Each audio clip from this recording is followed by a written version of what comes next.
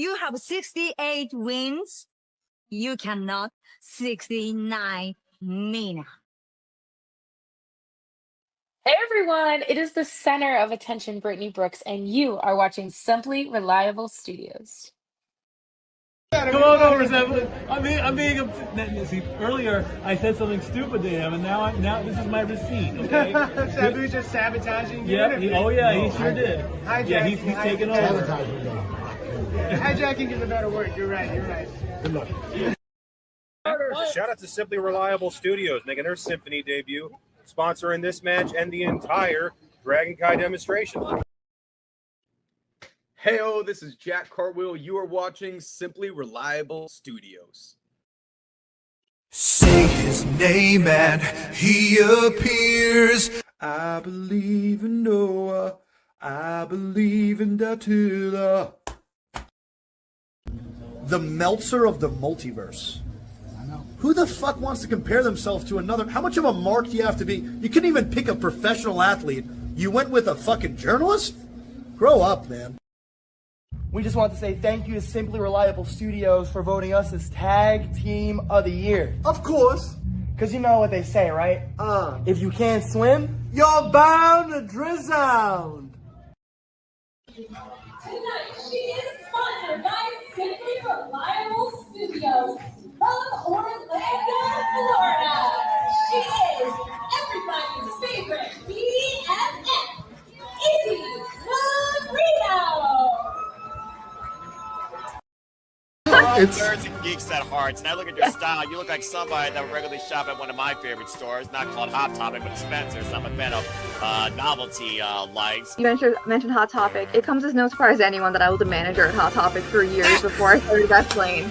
What's in your AirPods? You know, what are you listening to? Whether it's at the gym working out or when you're in the jacuzzi relaxing, like what are you bumping? So I tell everybody all the time, I love listening to strip club bangers.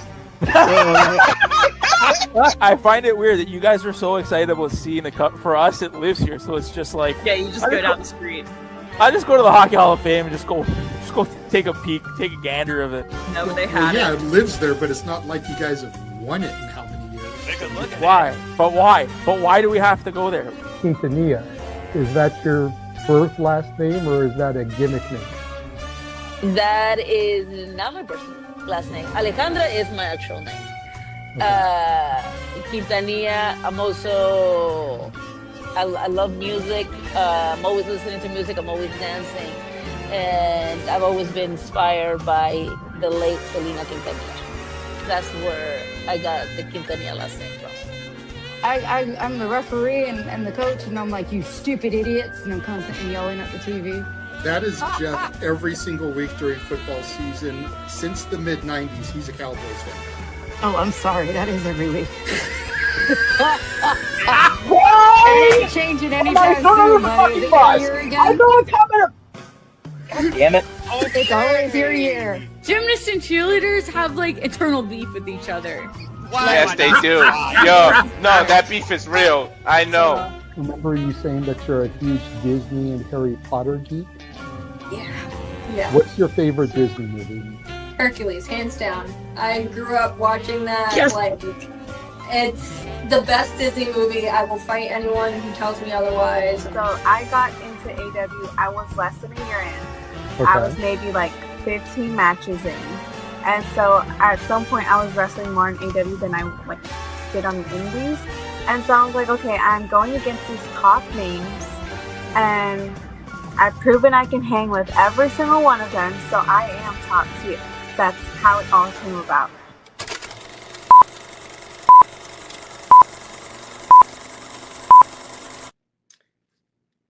Heyo, this is Jack Cartwheel. You are watching Simply Reliable Studios. Get it? Got it.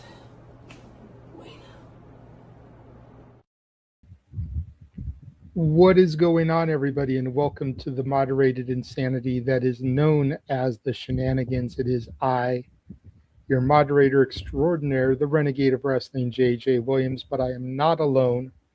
I am being joined by one half of the Canadian Army, the Canadian Connection. Referee Nick is here. Yeah. Referee Nick is here, and let's get nasty.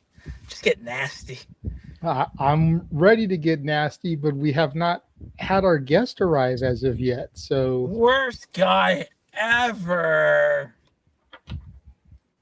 Waiting for him to see the link. You know, Sure this is the thing that comes with an independent pro wrestler. Okay, I mean, it's Thursday. It's right before the weekend loop. We know there's shows booked for the weekend. We may or may not be able to cover some of them, like advertised. The one he was supposed to be advertised on, he's unable to go to due to transportation issues, unfortunately. So shit happens. No way, for real? Yeah. Oh, that's shitty. Well, it's it's not anybody specifically's fault. It just doesn't have a way to get there, so. Terrible. But we're waiting for Nasty Leroy to get here. Nasty Leroy, just to kind of give everybody a little bit of a backstory here. Nasty Leroy is a guy that we here from the Simply Reliable Studios met in the spaces on X probably about a year and some change ago. Mm-hmm. Always popping into the spaces, whether it was Tribalism Free Zone, whether it was Rock and Ropes, whether it was Wrestle Collective, whether it was some random space we happen to be in. He just loves talking about professional wrestling as an independent wrestler. And we met him in the spaces. We got to know him. And so when we started doing interviews, it was like, well, who can we book next? Who can we book next? And we always kind of had Leroy in the back pocket there because we knew he'd be down and we wanted to get more of his story because amongst the things that we're going to get him to talk about today, he trained at the Nightmare Factory with Cody Rhodes and QT Marshall. So there's a lot to get into and unpack right there. But Poder Mania, that ball was rolling. WrestleMania week, that ball was rolling, getting all the people that were going to be booked on shows Mania week. And Leroy just wasn't going to be on any of those. So it was like, all right, well, let's keep tucked in the back pocket, almost in case of an emergency break glass type of thing. Like, we know we've got this dude because we're cool with him, right? So then GCW announced the Backyard Wrestling Show, and he was on the poster for it, the flyer. It's like, dude, now is as good a time as any. He's being advertised, promoted on the poster for Game Changer Wrestling, which is a company that we are firmly behind. Obviously, you see all the coverage we give GCW. Joey Janela Spring Break 9 won pay-per-view PLE of the year last year. Busta and the Brain got tag team of the year. A lot of love to GCW, right? Yeah. Hell, me and Walter were in a space about a month ago being hosted by Brett Lauderdale and getting to talk to and interact with Brett in an X space. So it just made sense. Like, this is the time to do it. Yep. So the anticipation has been there to talk to Leroy for a minute because now, a year and some change later, it's not as much interviewing an independent pro wrestler as it is getting to talk to a buddy because he's an acquaintance that we've made through the spaces on X. It's like when we had Gino Rivera come on during the old open mic night days, and I know that was before your time, Nick, but Gino Rivera is a guy that Jeff and I saw training at the Santino Brothers Wrestling Academy in SoCal 15 years ago. Came onto the thing, gave us almost 3 hours of his time after a show, driving with his students in the car. We had Sam Knight last year, who another guy me and Jeff had known for like 15 years, ahead of his final match, in an era where John Cena's retiring, Goldberg's retiring, AJ Styles is retiring. Here's a dude that we knew. hanging up his boots as well and talking to him about his final match. So now Leroy coming on here is kind of akin to that. It's a dude we've known for a year and a half, getting to talk to him and get more in depth with his story. Yeah, it just makes sense. Yeah. And I do know he has seen the message. I just clicked over, so it shows that he's seen. So hopefully he's not going to leave me on red, and he'll be popping in here momentarily, you know. Already got 30 plus people watching us right now. Shout out to you guys. Love the fact that y'all are tuning in early, ready to check out this guy's story. Nick, what are you looking forward to most about talking to Leroy here today? Oh my goodness.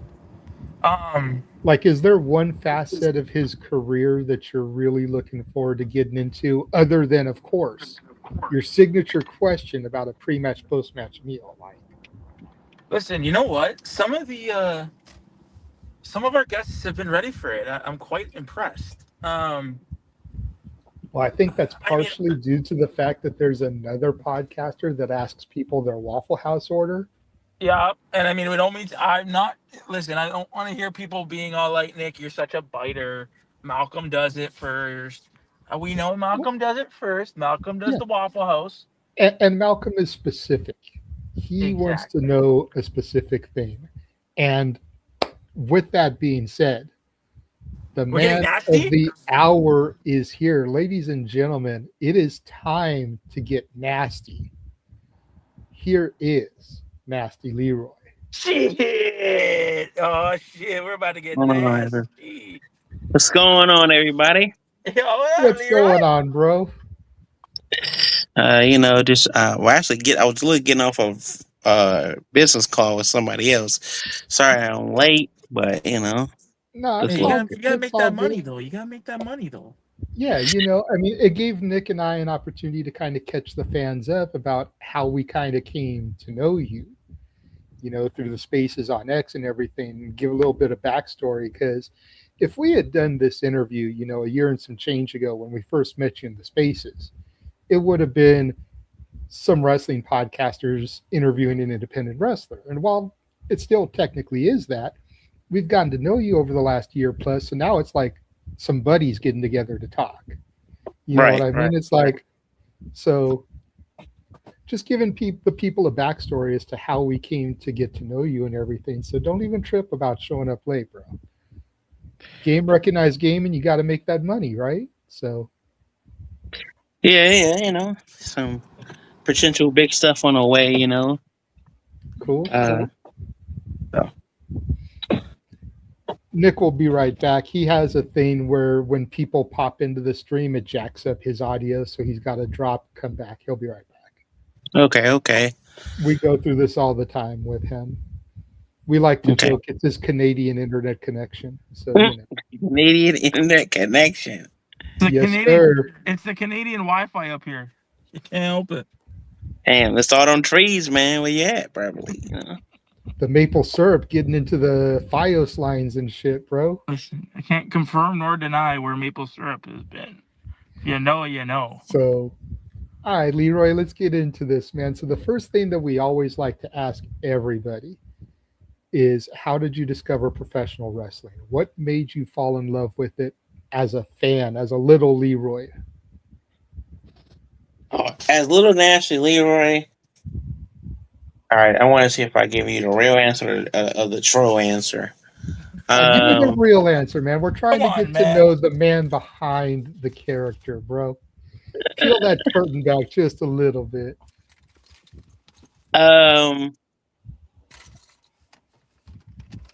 Okay. I'll give you the most honest answer I give everybody. It's the truest answer. I can't ever.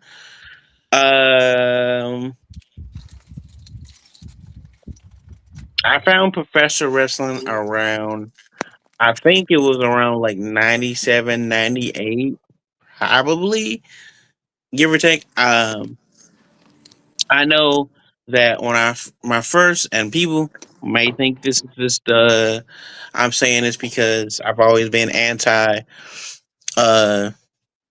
WWE or whatever. I found professional wrestling because of ECW.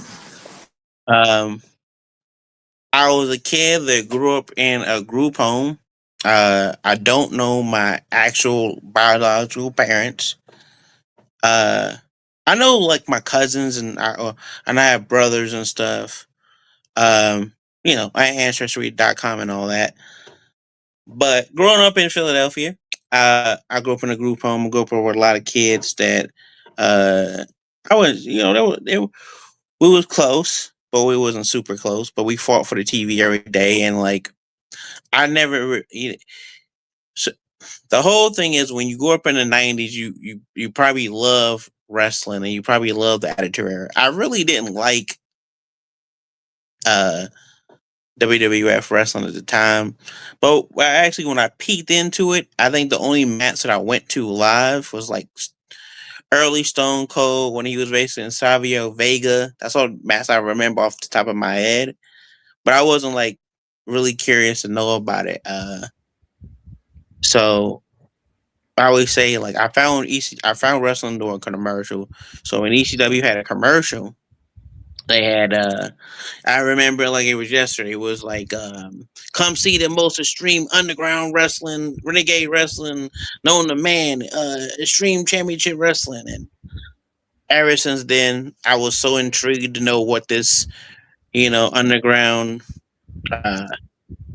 organization was and what they was promoting it as and stuff like that. So I got to go. So I got to get my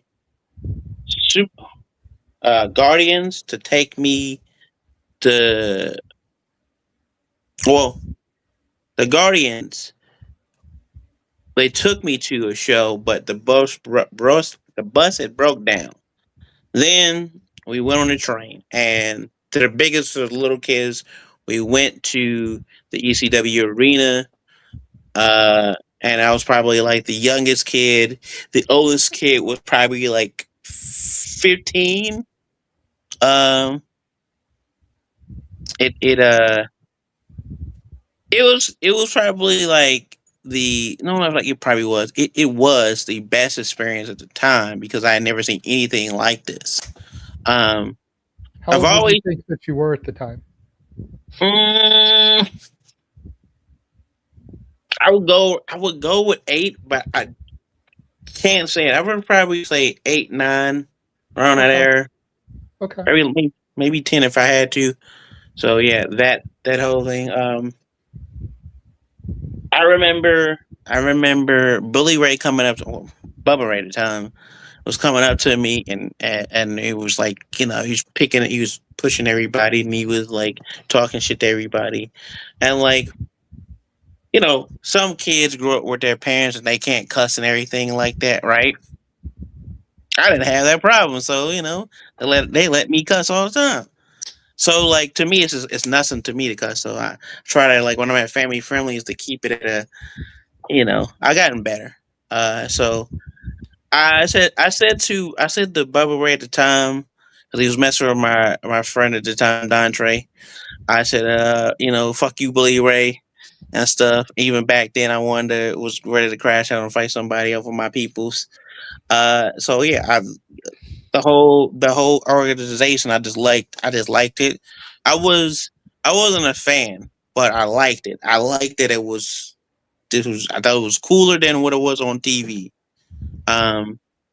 Years later, I know it's a long ass explanation. Years later, I get adopted by my current family I live with, or not live with, but I'm a part of. And my brothers, Jonathan and Theron, was big Stone Cold, big The Rock fans. They like all the other guys on WWE and stuff, and like I couldn't turn away from it basically. So it's like early 2000s. I had to be like 15 probably. And my every time Stone Cold came out there, my brother made me hate Stone Cold. And basically I just rebelled. Anything my brothers liked, I didn't like. So I would watch it just to spite of them of liking different people. Did you turn the light on in the living room? So, um, it's a it's a thing. It's a thing where so if my brother would be liking The Rock and both of my brothers, they like all the main event guys, right? So I usually would like the Intercontinental title guys or whatever. So, your Jericho's, your Billy Guns and all that kinds of stuff. So, I like the Road Dogg and all that, which is funny now because Billy Gunn's my coach, and I troll him all the time about how I'm a NWO guy. I don't really like DX. I get my ass whooped for it, but so I went to my uncle's house, and I was watching like WWE because that's what I knew at the time, and I ain't gonna lie, I didn't like it, so it was on. I watched it. And I went to my first independent show. It was Ring of Honor Chicago Reds. It was Jimmy Jacobs and it was Jay Briscoe, and Agent Fall debuted, and that was the moment. I think I could say hanging up when he was hanging up on the ceiling, and then because the Agent Fall promo, and I was like, "Oh, I like this." It wasn't just that; it was also like Homicide and like the whole Ring of Honor presentation, and I was like, "Oh, I like this." Matter of fact, no, it came to I liked wrestling, but I love this. I actually love Ring of Honor. So that and going to AAW shows, and it was a fun time with my friend Stevie and my uncle and all that kind of stuff. And so yeah, me and my uncle used to all the time used to go to like Shimmer shows every time I'm in the Chicagoland area. Every time we go to up the Burlington Eagle Club, he knew the guy who owned the building, so he would like, yeah, I know the guy who owns the building. We can just go up there. So we go in there, he get discounted tickets and stuff. And he would tell the promoter to give me discounted tickets, and we watch Shimmer and stuff. He used to mess with me and him all the time about like all different kinds of funny jokes, and me and him want to almost kick his ass all the time, but he liked Shimmer and stuff.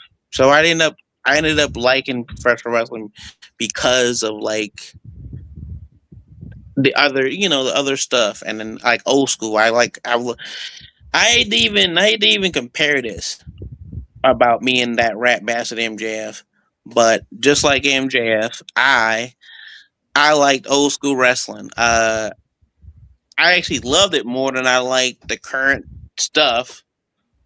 And I think that's the only similarities I will only give that rat. That I like. Oh, I never seen Flair. I never seen Dusty. I never seen like the territories, and I thought this was like the whole nother world that I just like. My uncle just put me on. Like, of course, and if anybody watches me, that's like you see Homicide, you can see Cole Cabana in my style because I know his fucking style, and you can definitely see Dusty Rhodes because like people that caught my attention, Flair, of course. So yeah, I just like the alternative. I always thought like independent wrestling like it was like very interesting, and it was very like another world. And that's what made me want to be a wrestler. Like maybe want to go to like different places like they went and shit. So. Listen, Okay. You're totally better than MJF. Don't worry, buddy. Yeah, MJF got nothing on you, dude. We're going to get into the rat bastard stuff in a little bit because I know I didn't told you that when we talked about it previously. Like we've got to get into the rat bastard list, but we'll put a pin in that for now. But I think it's interesting though that your story basically, you got into professional wrestling through the independent market. You saw the mainstream stuff, but you didn't really care for it that much. It was ECW, it was ROH, it was Shimmer, AAW. You said it was the underground stuff that really kind of captivated your attention. I think you're the first person we've talked to who said that they really kind of got captivated by the independent scene and wanted to become a wrestler because of that. Everyone's always saying, oh, it's The Rock, it's Stone Cold, it's Goldberg, it's Hogan, it's Warrior, it's Rock Hogan at WrestleMania, and just those opening moments of staring at each other and turning and looking at the crowd and the way they held the whole audience in the palm of their hands, or it's stuff like that that we always hear made people want to be a wrestler. So just the fact that your story comes from the independent scene, I think is very interesting. Yeah, I would say that. Who would you say on the independent scene, and it's okay if the fans don't know some of the names you throw out here, as the AEW fans like to say, that's what Google's for, right? So who are some of the independent wrestlers that you saw when you were getting into it that really were the ones to kind of captivate you? It was Homicide at first, because like that whole, they talk about aura and stuff, but the true definition of aura started for me. It was Homicide, and I don't think people understand. Like, some people do if you watch his TNA stuff, but he had already been established to me, because I was watching him on Ring of Honor and stuff. But Samoa Joe was already gone when I started watching. He was on TNA, and but I knew about Samoa Joe because I watched old DVDs on Ring of Honor about Samoa Joe. So it wasn't like I would buy. My uncle wasn't super rich, but he had money. So he would let me just every event he knew that I liked more than the t-shirts, more than anything. I would get an 8x10, and I would get a DVD, and he would let me get a DVD almost every time we went to Ring of Honor and AAW and Shimmer stuff. He would be like he would be like if Mia Yim wasn't on the show, which he really loved Mia Yim, which I also like Mia Yim. I think because I like Mia Yim, he liked Mia Yim. He liked LaFesto. I like LaFesto. I like Chile and Melissa. He liked. He would go for who I like, and so he's like, oh yeah, Leroy, you have good taste. So those are the ones I liked. Ring of Honor wise, it would be, it would be Danielson, it'd be Joe, it'd be Kenta. But Homicide captured me because anytime somebody fucked up or somebody knew that it was basically, you knew you was getting your ass whooped. It was a big fight field. The aura was in the music. He came out to Benny Siegel Speak the Truth. When you heard the people banging on the barricades and stuff, it just felt different. I can't. So when I normally go on TikTok streams or Twitter spaces sometimes, and if you're mostly a WWE fan that you haven't watched old school Ring of Honor, and I say Homicide, you'd be like, well, he was cool. Nah, you don't understand. It was different. He come out there and it would be like, oh, it'd be like going to war. So I just those are that's one of my big influences. I'm glad I got to give him his flowers. More importantly, I think that's more importantly that I wanted a match from him, but I'm glad I got to give him his flowers and he received those flowers. So that's one of those things. I got to do at the Hall of Fame. That was one of the cool things I got to do. Homicide. Let me go down the list. Homicide, Nigel McGuinness. I like Julius Smokes. I'm trying to get my friend to be I'm trying to get him to be the modern day version of Julie Smokes because he wants to come out with me, but he doesn't know how to be a manager. Let's see who else. I'm trying to think. I said LaFesto. I said Chili Melissa. Oh yeah. Melissa. No, not Melissa. I like Carissa Perez and Nicole Matthews, the Canadian Ninjas. I think that was really. I think there was really good. I just like the character of like Portia was such a like snarky kind of character. Like she was such a smart ass. Um, um, pre Oscar, I like Kana. So um, Dakota Kai was when she was before she was Dakota Kai. I like that whole people. Trying to think who else. It's like so many different people. I like Mischief.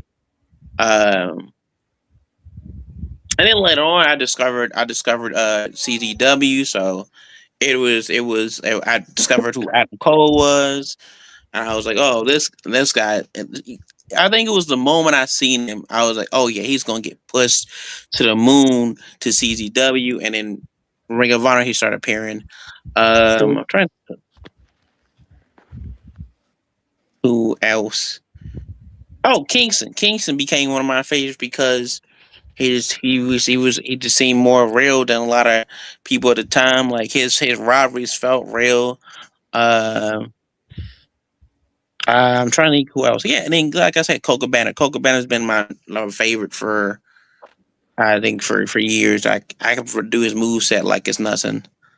Um, so those are mine. I mean, those are some good lists. That's some good company.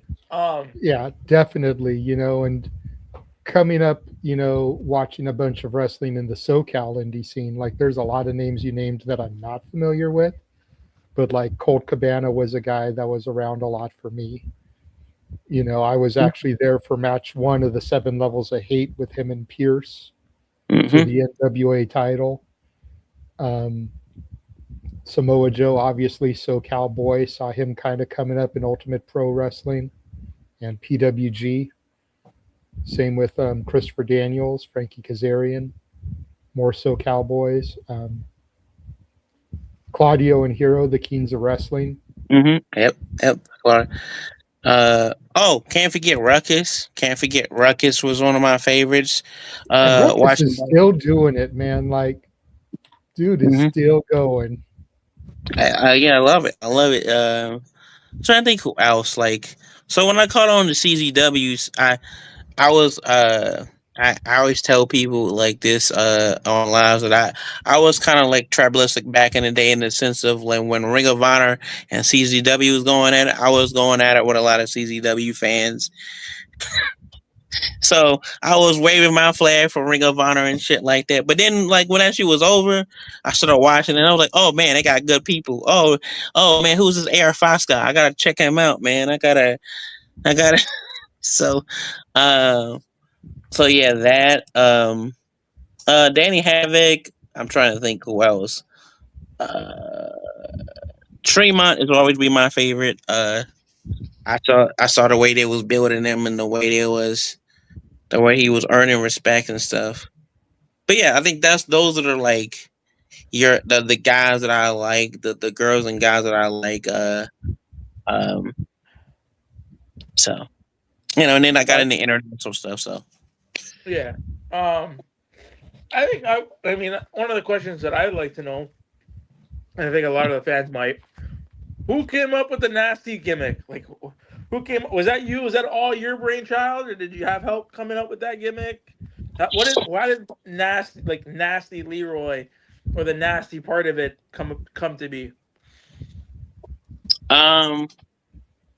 That was a combination of my friends, but my main friend. So, it was two friends of mine, and like, because he's not gonna watch this, but I'll give him credit anyway. He says I don't give him credit. My friend that was known, well, he became known in the general zone as the belt guy, but his, you don't want to say it, but I'm gonna say it. His name is Dwayne. So my friend Dwayne, and my friend Richie was at the time there was a viral moment of like a lot of people going viral, and so they wanted me to be viral, and so my name is Leroy actually. So the nasty part, because I ain't gonna lie, it was a lot of drunken nights. It was a lot of partying, and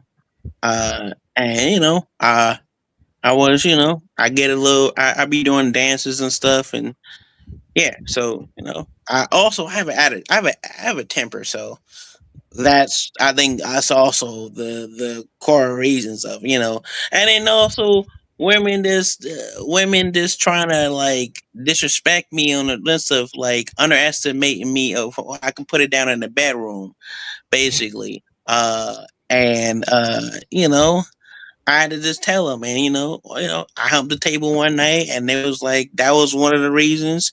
But yeah, it's a commanders of things. It was like they did it as a joke, because it really was like a joke, and it was like because they like to be dickheads. I'm not gonna lie.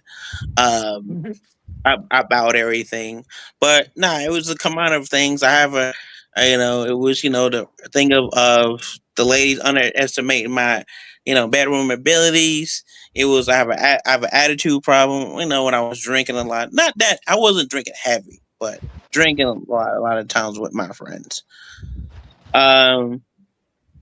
It was a combined of a thing, and I have an attitude problem. So I think one night, my friend was like, he was like, "Oh, you just got a nasty attitude, huh? You just, And then and also they did also joke around and say it like, "Oh, they go Nasty Leroy," and I did not like it at the time. I did not like it.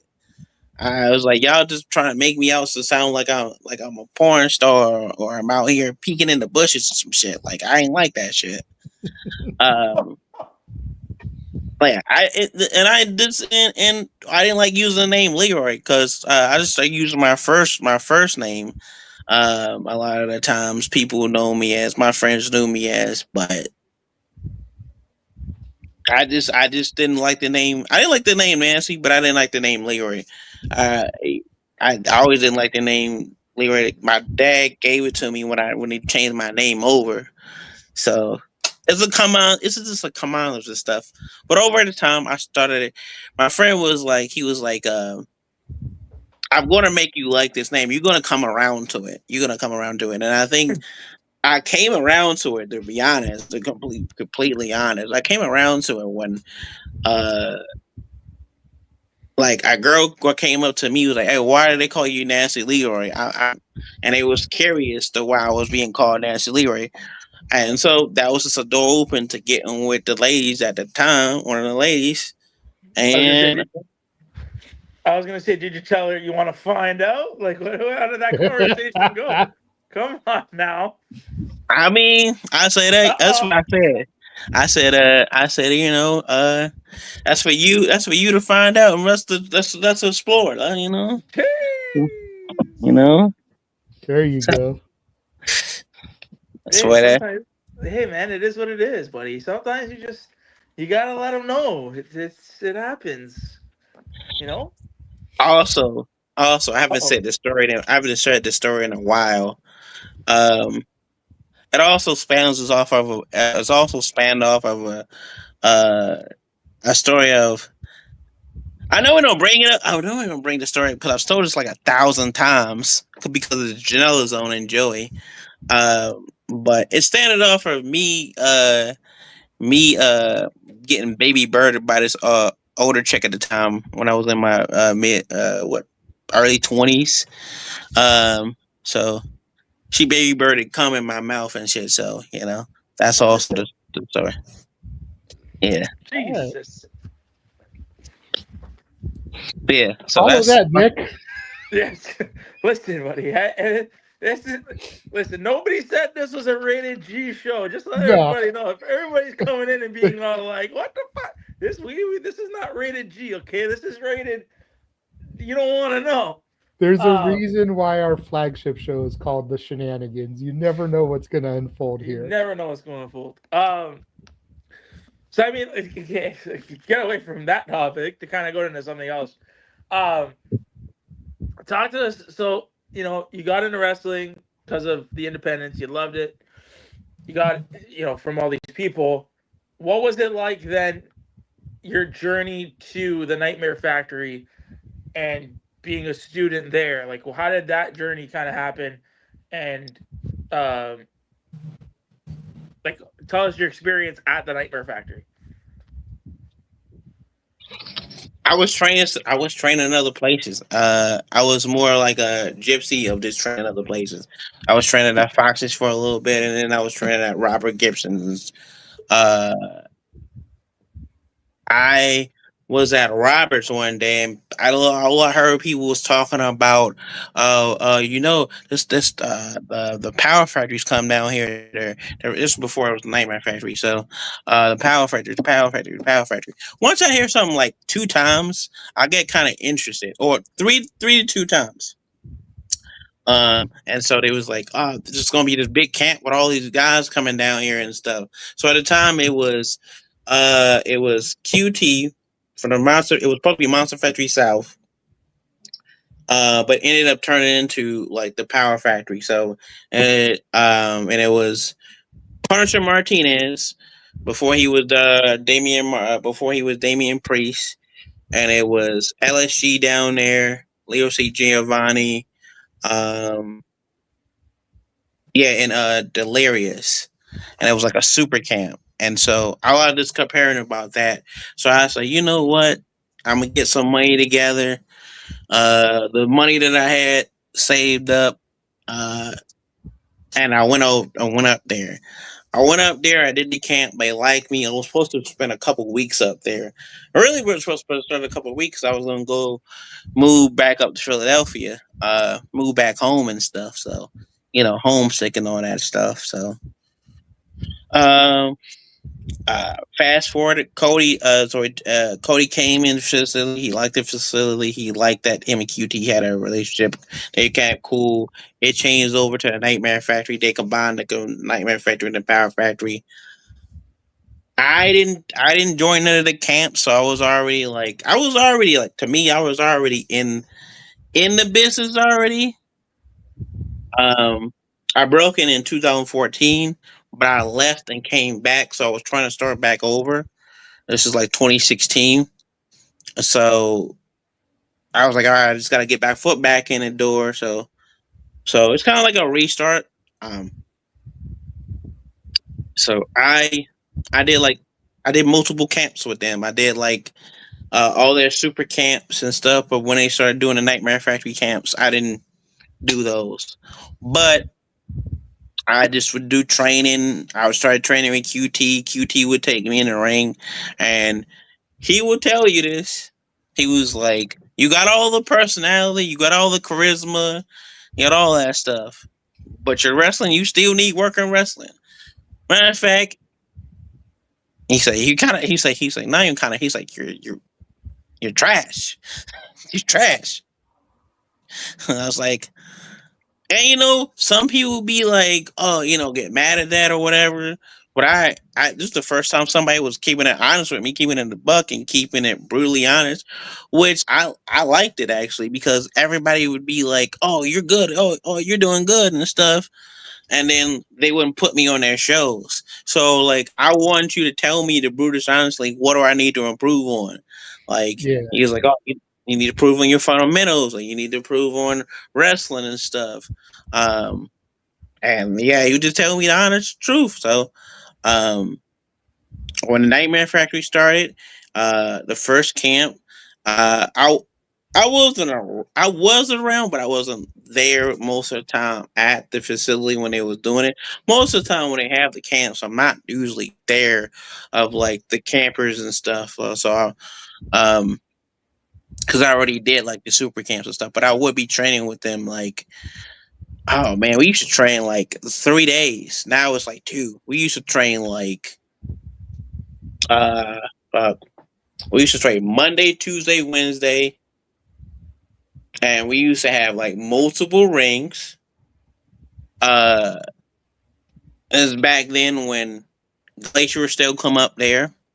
This is back when Cody would be there on a regular basis. And Damien, well, back then it was Parker Martinez would come down there and he would like do train sessions and stuff.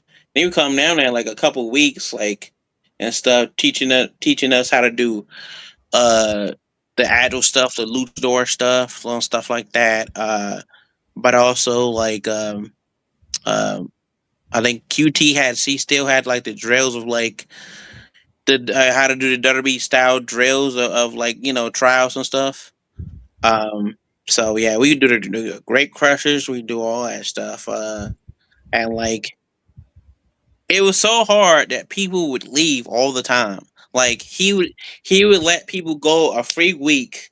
Yo, if you come here a free week, see how you do, then you want to pay nothing. But people kept leaving and leaving and leaving and leaving and leaving and leaving. So like when the Nightmare Factory started, he was like, fuck that shit. Or he didn't say fuck that shit. He was like, well, we're not going to do that anymore. We're going to just do camp. So you have to thing. I think it really messed them up, to be honest. And I've telling them this is that I think they kind of like was overcharging people for the camps. I mean, people still come at the Nightmare Factory because it's the name and stuff, and like, but also it's WID. But I really feel back then when I was training there, like the best thing about the factory was you come get this work. And yeah, it was probably one of the harder schools to you train at because the training's really hard and stuff like that. But also, we would have multiple rings, multiple coaches. I'm talking about from Cody to Glacier.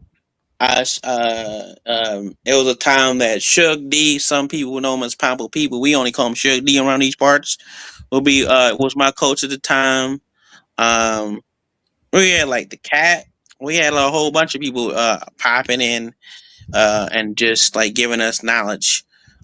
Coming from Nightmare Factory, but I'm a little bit of prodigy of both. I'm a little bit of like Nightmare Factory, and also Power Factory mixed into one. So yeah, yeah. So you're the OG. Out of all the people that you worked with and trained with at the Nightmare Factory, and the Power Factory, because you rattled off a good chunk of people, who would you say that you learned the most from?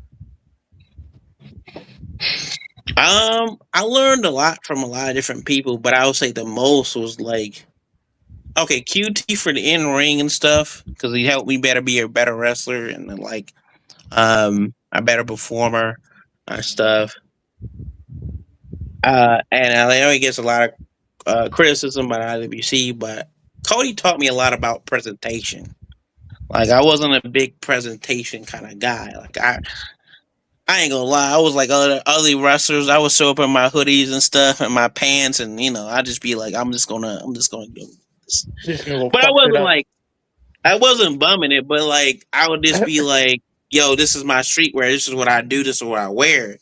Like but like QT was also about like if you're gonna manage, and Cody was the same way. I think they were similar in the sense of their ideologies of like projection. He told me this, and I never forget this. He told me perception is reality. He said if you carry yourself like a superstar, you walk, talk, act like a superstar, you are a superstar. But the one that's stopping you is you.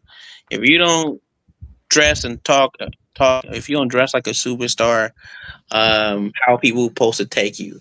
You want to be this main eventer, you want to be this star, but you don't dress like one. And I say he wouldn't tell me to put on a suit, but like it would be like I'm telling you without telling you type of stuff. Yeah, like implied. Yeah. So it's like you don't have to wear it, but like you should. You should. Yeah, basically. But QT would be like, okay. So he would be like, you don't have to wear a suit, but at least wear something like, maybe like something like a dress shirt or whatever when I would manage. At least do that. And he's like, just this looks better, and it's just being a manager and stuff. So and at first, because when people tell me to dress up in suits. I never was really like, fuck, I gotta wear a suit. Yeah, But fuck those guys. yeah, I'm like very like anti-establishment and stuff in that sense. But It's the old saying, dress for the job you want, not for the job you have. right. I think what I think really what it was is like what made me realize that is when my uncle told me this. He said, "Well, you just gotta wear a suit," and I wore a suit, and like people look at you differently, like really do, or you don't even have to. Not really just not just the suit, but if you're dressing up, they look at you differently. They like, oh man, looking fly, that's not like you standing out. Especially if you just have a shirt and some pants, you just have a dress shirt and pants. But if you put that together with a sports coat and you have some and some dress pants, some loafers, they'd be like, oh man, you're looking clean, looking like a real superstar. So, 100% there, 100%. See, if people I are will say listening to this. Go ahead, Lee. I will say this. I learned a lot from Cody presentation wise. I learned how to dress walk like a superstar. Also, I learned from Shug D international stuff and international wrestling and British technical wrestling and stuff like that. I also learned. He told me the minutes thing is a real thing. He told me about making your minutes. If you make your minutes, nobody can take that away from you. No matter if you do it in 30 minutes, 30 seconds, 5 minutes. He told me about TV wrestling before I started. When I started working TV, it was more easier because they told me about it. He was like, "You're not going to get as much time as you think you're going to get." They would be like, "Oh, they're getting 3 to 5 minutes mostly. If you're doing an enhancement match, mostly or whatever.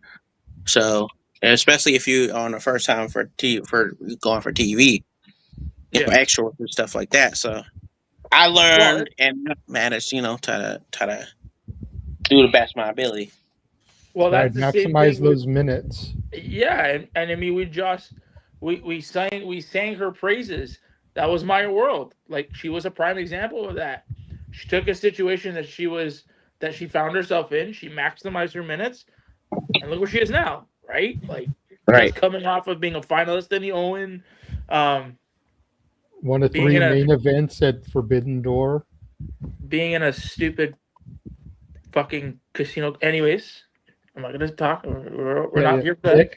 Vic, no. We're not here for that. We're not here for that. I still say she should have beat Mercedes, but that's just me. Don't get me started. Anyways, yeah, no, it's all about maximizing your minutes, and you're right. Wrestlers should do more of that. Not feel like they're too big for the spotlight. You're an enhancement talent. You get your 3 to 5 minutes, whatever it is. You make the most of it. Like simple, just a simple thing. So I mean, you touched on the Nightmare Factory. So you went into the Night Factory. You're training. What? Then you get so now from that point, how long until you gave or you got contacted by Brett at GCW and now, at that point you're doing your stuff with Brett. Talk to us a little bit about that stuff. It was right when I was doing my AEW stuff, like right after the AEW. I came off I came home. Well, I didn't get come home until later, but I stayed in Florida. I stayed in Jacksonville for like 6 months. So I would so what I did was I would go I went home to Atlanta. Or not home, but the place where I live. I can't call that city my home. I won't give Atlanta people that. But I went to my place. By the time I went to my place, I would just say this. I had to go because I had to go get tested and stuff and do all that. So I get contacted going back to Florida. I'm literally gonna go back to Jacksonville, and so after like get tested, I come back as I'm getting ready to like I'm literally about to be contacted by AEW, and it was like, yo, we're gonna bring you back. But then at the same time, Brad hits me up on Facebook Messenger and says, hey, well, they don't even say it. Let me rewind it because I gotta rethink this shit. I was on live with Joey on Janela's Zone, and he surprised me of me being at GCW. I was in Jacksonville for 6 months. May have been 3, but I know it was a long time. I may be getting fucked up, but anyway, we was doing a live, and he was like, "Oh, I got a surprise for you," and I think the video's still up. I don't know if it's still up or whatever. The one thing that Joey forgot to do, he forgot to record most of the shit. Like it was legendary shit. Me and Danhausen had a great thing, and I wanted to pull that up and stuff. Not just because he's in WWE, because I think that's a great moment of me, me cussing all the time in my mouth, and him, you get taken off the air type shit. So yeah, he surprised me. And he was like, "Hey, you going to Backyard Wrestling? You debuting for GCW?" And it was a shock. I was like, I don't really cry like that a lot of times. So I broke down. I broke down but I broke down in happiness, because I've been trying to get on GCW for a minute, so. Yeah. I mean, for all intents and purposes, GCW is the new ECW, and you having found ECW when you were younger, I can understand why it would be kind of big for you to go there. Yeah, definitely remind me of ECW. So, so yeah, it was a total shock. Joey announced it. The video, I had my face doing like this because I don't want nobody to see me fucking crying or whatever. But I couldn't help it. I couldn't fucking help it. I cut a promo because he wanted me to cut a promo in that moment because I was so emotional. I don't even know what the fuck I said, to be honest. I think I said something about me. I think I said something like, whoever's in the ring, I'm kicking everybody's ass. Whoever the opponents I am, I'm kicking all that rat bastard ass or something like that. I don't even remember. It's been some time, but probably because one of my best promos of my career, probably, So. All right. Well, Nick mentioned GCW, and we've known you for, like we said at the outset, a little over a year now.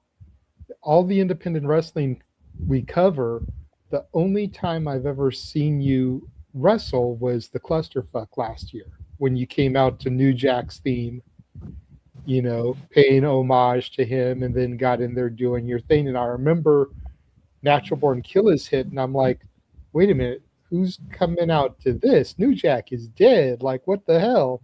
And then we saw the tag Nasty Leroy, and me and the guy that I was doing the commentary with at the time for our watch along stream, we were like, oh shit, it's Leroy.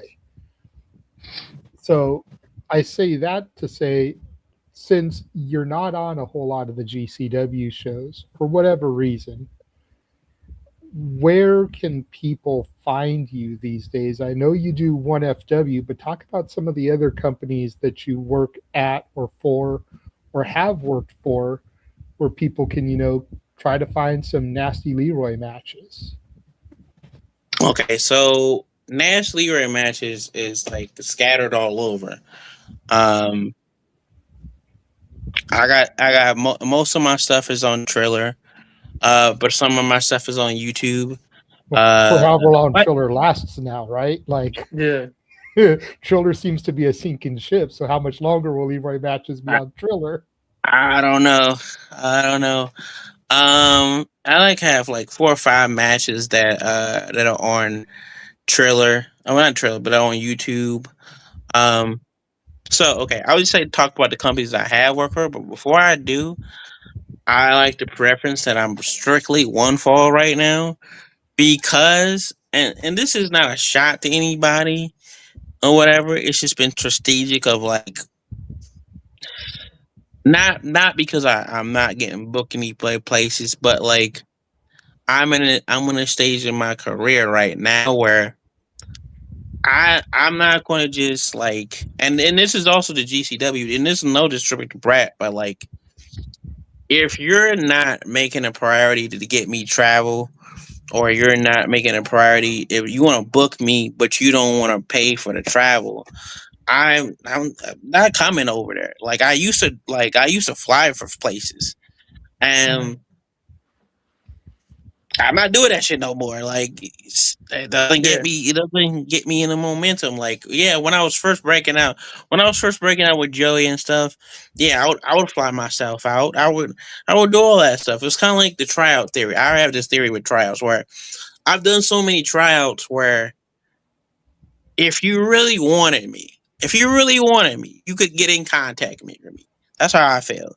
And like I used to not feel that way. I used to be like, my friend would used to tell me like, you gotta want to make you want them, and they're gonna make it come to you. And I used to be like, no, I gotta hit them up.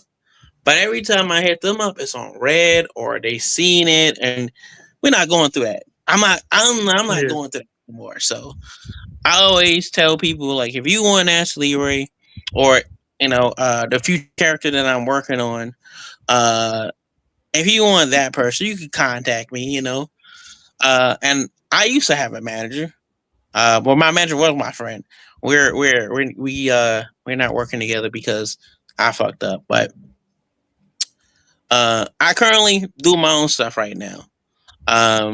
And if you want to hit me up, you can hit me up. But Now, before you go on, does that extend to things like WrestleMania week? Because like I said, I noticed you were on the show last year, but I didn't see you on too many shows for WrestleMania this year.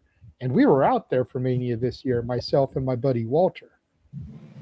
Yeah. So, like, do you travel? Are you still down to travel for like WrestleMania week type of stuff to try to get yourself multiple bookings, for that week, or you still hold to that? If you want me, you know where to find me. I still hold to that mantra because like that was like before when Mania week and after Mania week. If you really wanted, like, and this is how and this sounds like conky whatever, but it's like tried and true, like what I realized.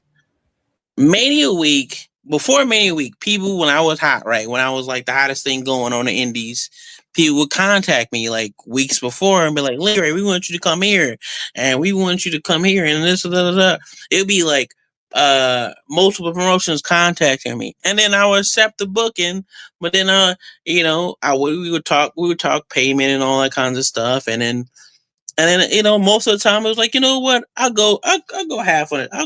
We'll split travel and stuff like that, and I would like pay for my flight mostly for Mania weekend, mostly with GCW and other promotions and stuff, because I always thought it was a good, I don't want to.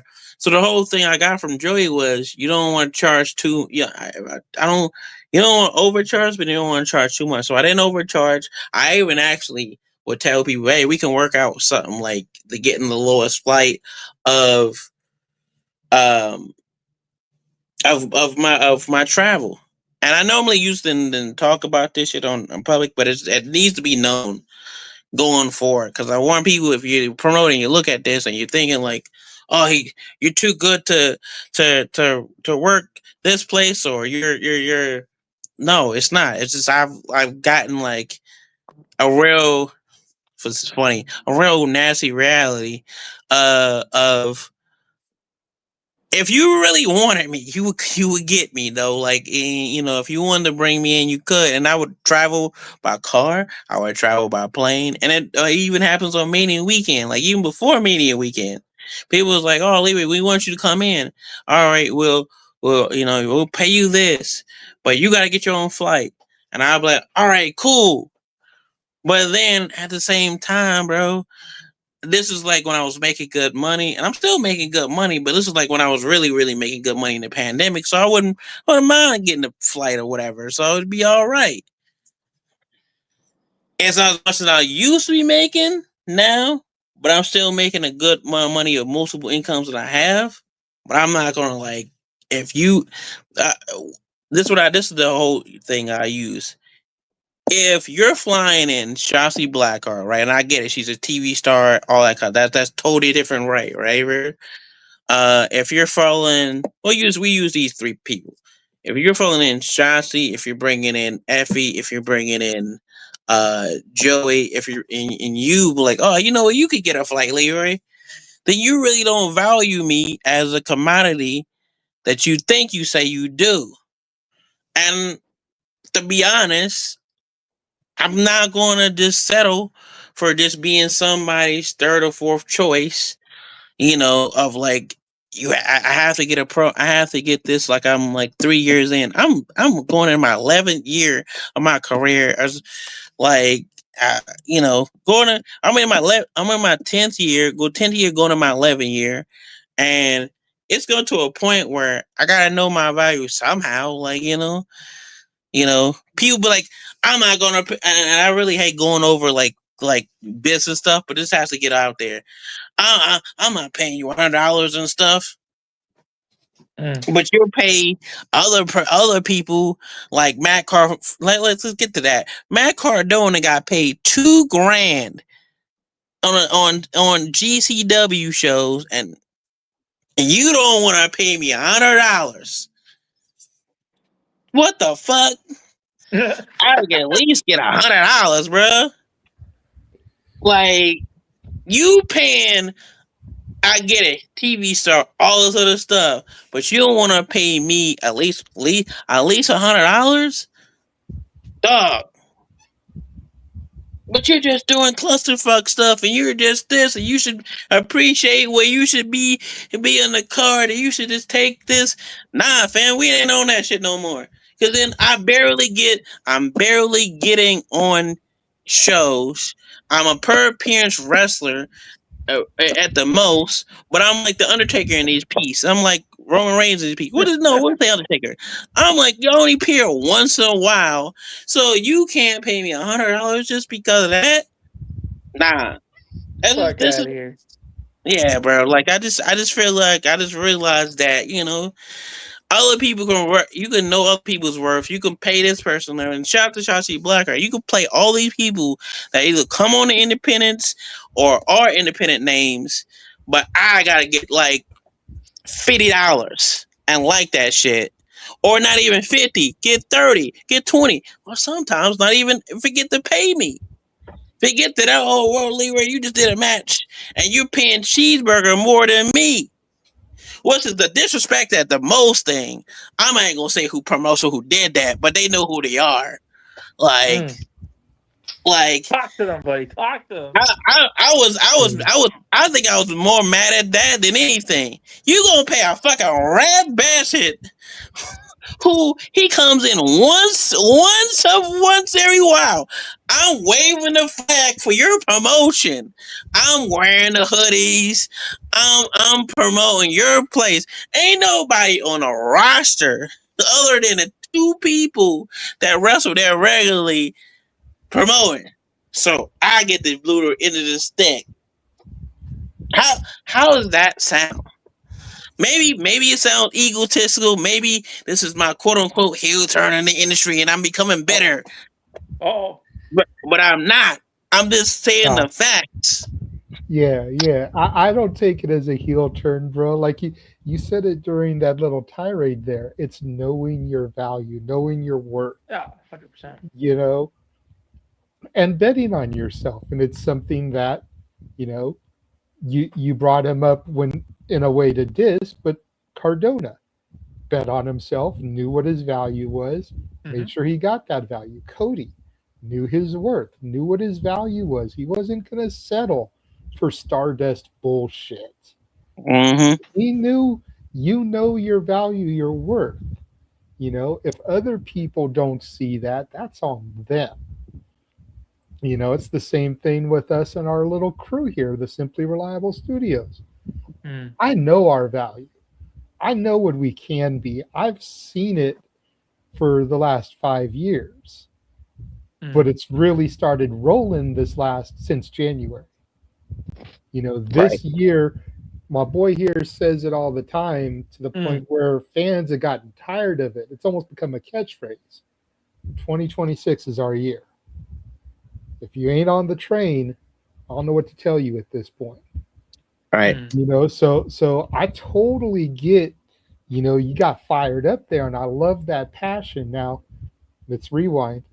Talk a little bit about 1FW, your home right now, and talk about some of the other companies that you've worked at where we can maybe find some of your matches. And then we got to get into the Rat Bastard thing, because you've brought up Rat Bastard now a couple times. We're definitely gonna have to get into that. But let's talk about 1FW, your home. So I'll go to promotions I work for in the past. So I work for New South Wrestling. I'll give this to Adam Priest. Even back then I couldn't, because to me he was a rat bastard. And Bland Man, which is funny enough, he went from Bland Man to Season Man, in a matter of some time. So me and Adam Priest, New South Wrestling. I work for New South. I work for New Texas. Over in, I think now in Austin. They used to be a Houston, but Austin area. I worked for District Championship Wrestling. I worked for Wrestle Pro Alaska. I worked for Action Wrestling, Platinum Championship Wrestling. Trying to think what else. Who else? Like I said, mostly GCW stuff. The spring breaks in the clusterfucks and the backyard wrestling. You can check my stuff out, or Backyard Wrestling 2, I think it is. Backyard Wrestling 3.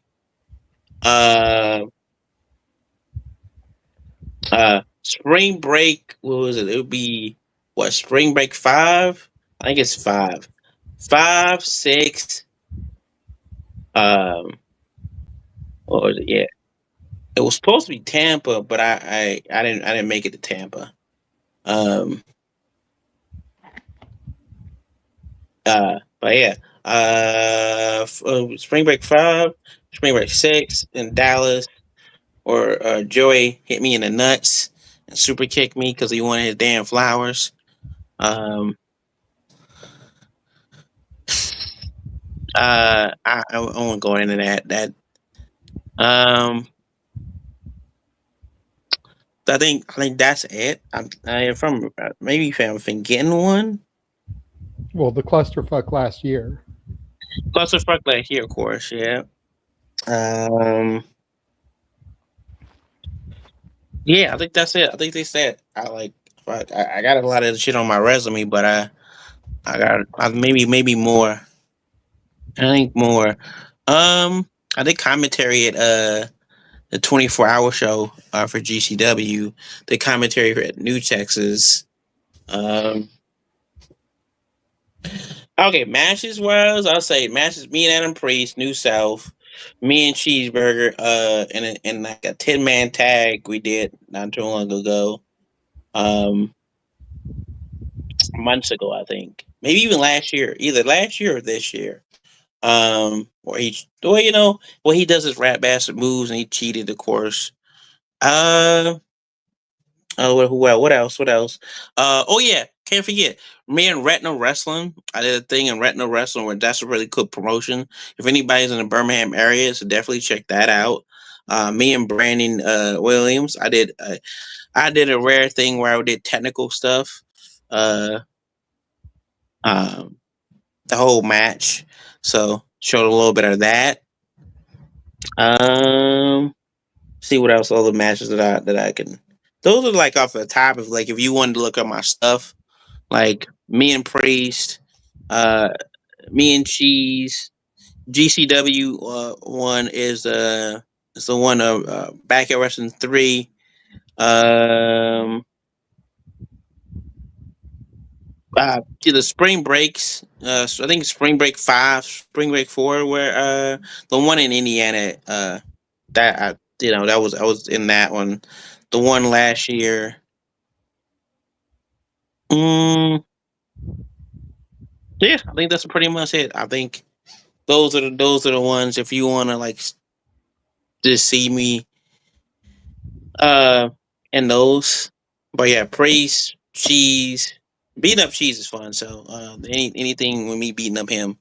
I'm trying to think what else. I have a lot of matches, but I just don't like. I can't like. Those are the ones that stick out for right now. But yeah, No worries. I mean, you said yourself you've got an 11-year career. If you sat here listing them all off, we'd be here all night. So, yeah. So you said One Fall. What's going on with me and One Fall? Yeah, talk to us a little bit about One Fall Wrestling. All right, One Fall Wrestling it's NWA might get a little mad about this, but I'm not working for them. It's what NWA was supposed to be, but better. It's traditional wrestling, family friendly wrestling, but a little spin on it. It's classic wrestling, but a little spin on it. Like it's your Mid South, it's your world class, it's your TV style, studio style wrestling, but a little modern spin on it. Like basically, we have the best women's wrestlers in the country. And we'll be on TV soon. Like it's not an opinion. It's a fucking fact. So we got a Hyena Hair. She's been wrestling for I think 5-6 years now. I think. Hyena Hair. She's real. If I had to describe her character, she's a person. She's like a woman that had a bad day to turn into animalistic woman that's feral. If that makes any sense. You got the spicy quesadilla and Angelica Rest. Cause she'll be kicking your ass, but she'll be doing it with sauce and twerking on her opponents. But she also got a fiery attitude. She is the current reigning and defending 1FW women's champion. We got Mantis Parker Lee. He's a party guy. That's what they tell me. That all I can say, he's a party guy. But he might get inspiration from Magic Mike. He comes out dancing to some songs and stuff. We got everybody's. So one of our other than me being the top babyface there, we got Brady Booker. He calls himself the Big Brody. He's like the guy. It's like the opposite of what a football. His character's like what's that movie? Was it Blue Mountain State? Varsity Blues? No, I think it's Blue. I think it's Blue Mountain State with all the football players and stuff. It was like a Spike TV. Possibly. I think so. So his character's like that. He's a football player that he's everybody's best friend. He's everybody's homie. So yeah, he used to be in the Fed, but we ain't talking about that. He used to be with Chase U, but he's rebranded himself into Bodie Haywood. Yeah, so now he goes as Brady Booker. So we got this freak athlete in our roster. He's what 260. He's 6'5". He's a BC athlete as fuck. He's like, I'm not just hyping him up because he's in my promotion, but like I've seen a lot of athletic guys, but like I have never seen somebody who's powerful and has Rob Van Dam athleticism. Like he has a kick that like fucking does a Rob Van Dam kick that is insane. His name is Elijah Drago. He's the Ukrainian Thriller. He will definitely be on AEW for sure. I'm sure AEW is looking at them. Who else? I'm trying to think who else. We got my favorite Italian, Rosario Grillo. He has his own group called Intello. I can never pronounce their group name. But Cratello Grillo, as his own group, it's like our version of the FBI, basically. So we got them. We got a whole bunch of different stars. Oh, can't forget the Prodigy, the problem herself, Remy Reed, trained by Jonathan Gresham, Billy Gunn, and Cody, and Cody sometimes, but mostly Jonathan Gresham, QT, and Billy Gunn. She's like really like a top tier rising star, and not only just Georgia circuit, but in independent wrestling, like her mannerisms and stuff like that is top tier. She's already at the age she's at. She just turned 18. She's already a better wrestler than a lot of women out there. Matter of fact, a lot of men out there, to be honest. When you train by one of the goats in Jonathan Gresham, your shit is like this. Your shit is yeah, pretty good promo. She's always improving. So I'll say look out for her. If I had to recommend a match, would be the first time we was doing our TV show. Is her. So it's Remy Reed, an Alika Rest, is Hyena Hera, and Robin Renegade in a 3-way dance, triple threat type of action. One of our first, I think it's like our third episode we do. That was on Triller, but now it's on my AEW. So, some people say you pay for it. I'm not paying for it. The perks of being that man. But yeah, that's the match. One FW championship, the first ever championship. So, and in our current episode, we have like Remy Reed and Angelica Riss in a steel cage. So our recent one on my AEW. But yeah, our thing is we're more to the community. We're more community based type of people. We really support our people. They support us. We run in the Watkinsville. We went Watkinsville, Georgia. Who else we run? We won in Jefferson, Georgia. We basically run all over the state, to be honest. Gainesville, we do a lot of shows there. Our main TV taping place is in McDonough, Georgia. We got our own arena called the 1FW Arena. Our stuff looks like a national TV, but we're still independent. That's because QT's got the money. We got Billy Gunn popping up there mostly all the time. We got the Frat House from AEW. We got the Infantry from AEW. We've had the Shane Taylor Promotions. We've had Darby. We've had MJF. We've had the who's of the industry. And I will talk shit to all of them if I feel like it. But, only select people. Okay. Okay. So how does it feel? I mean, to kind of piggyback off of that, I don't know if you can speak to it, but how does it feel being on my AEW, being one of those first independent promotions, being on being on my AEW? I think it's earned. I think it's earned of me and all the unsung heroes for 1FW was pushing for we have a top tier place, so we would want a top tier platform. And as one of the originals of the promotion, Me and Preston are probably the only ones. Me, Preston, and Chad Skywalker are one of the originals that's there. And I think it's just the left of all the hard work and stuff. It's earned. And I like to thank myself. And I like to thank me putting on the back because my back is tired and I gotta get a chiropractor because shit hurts.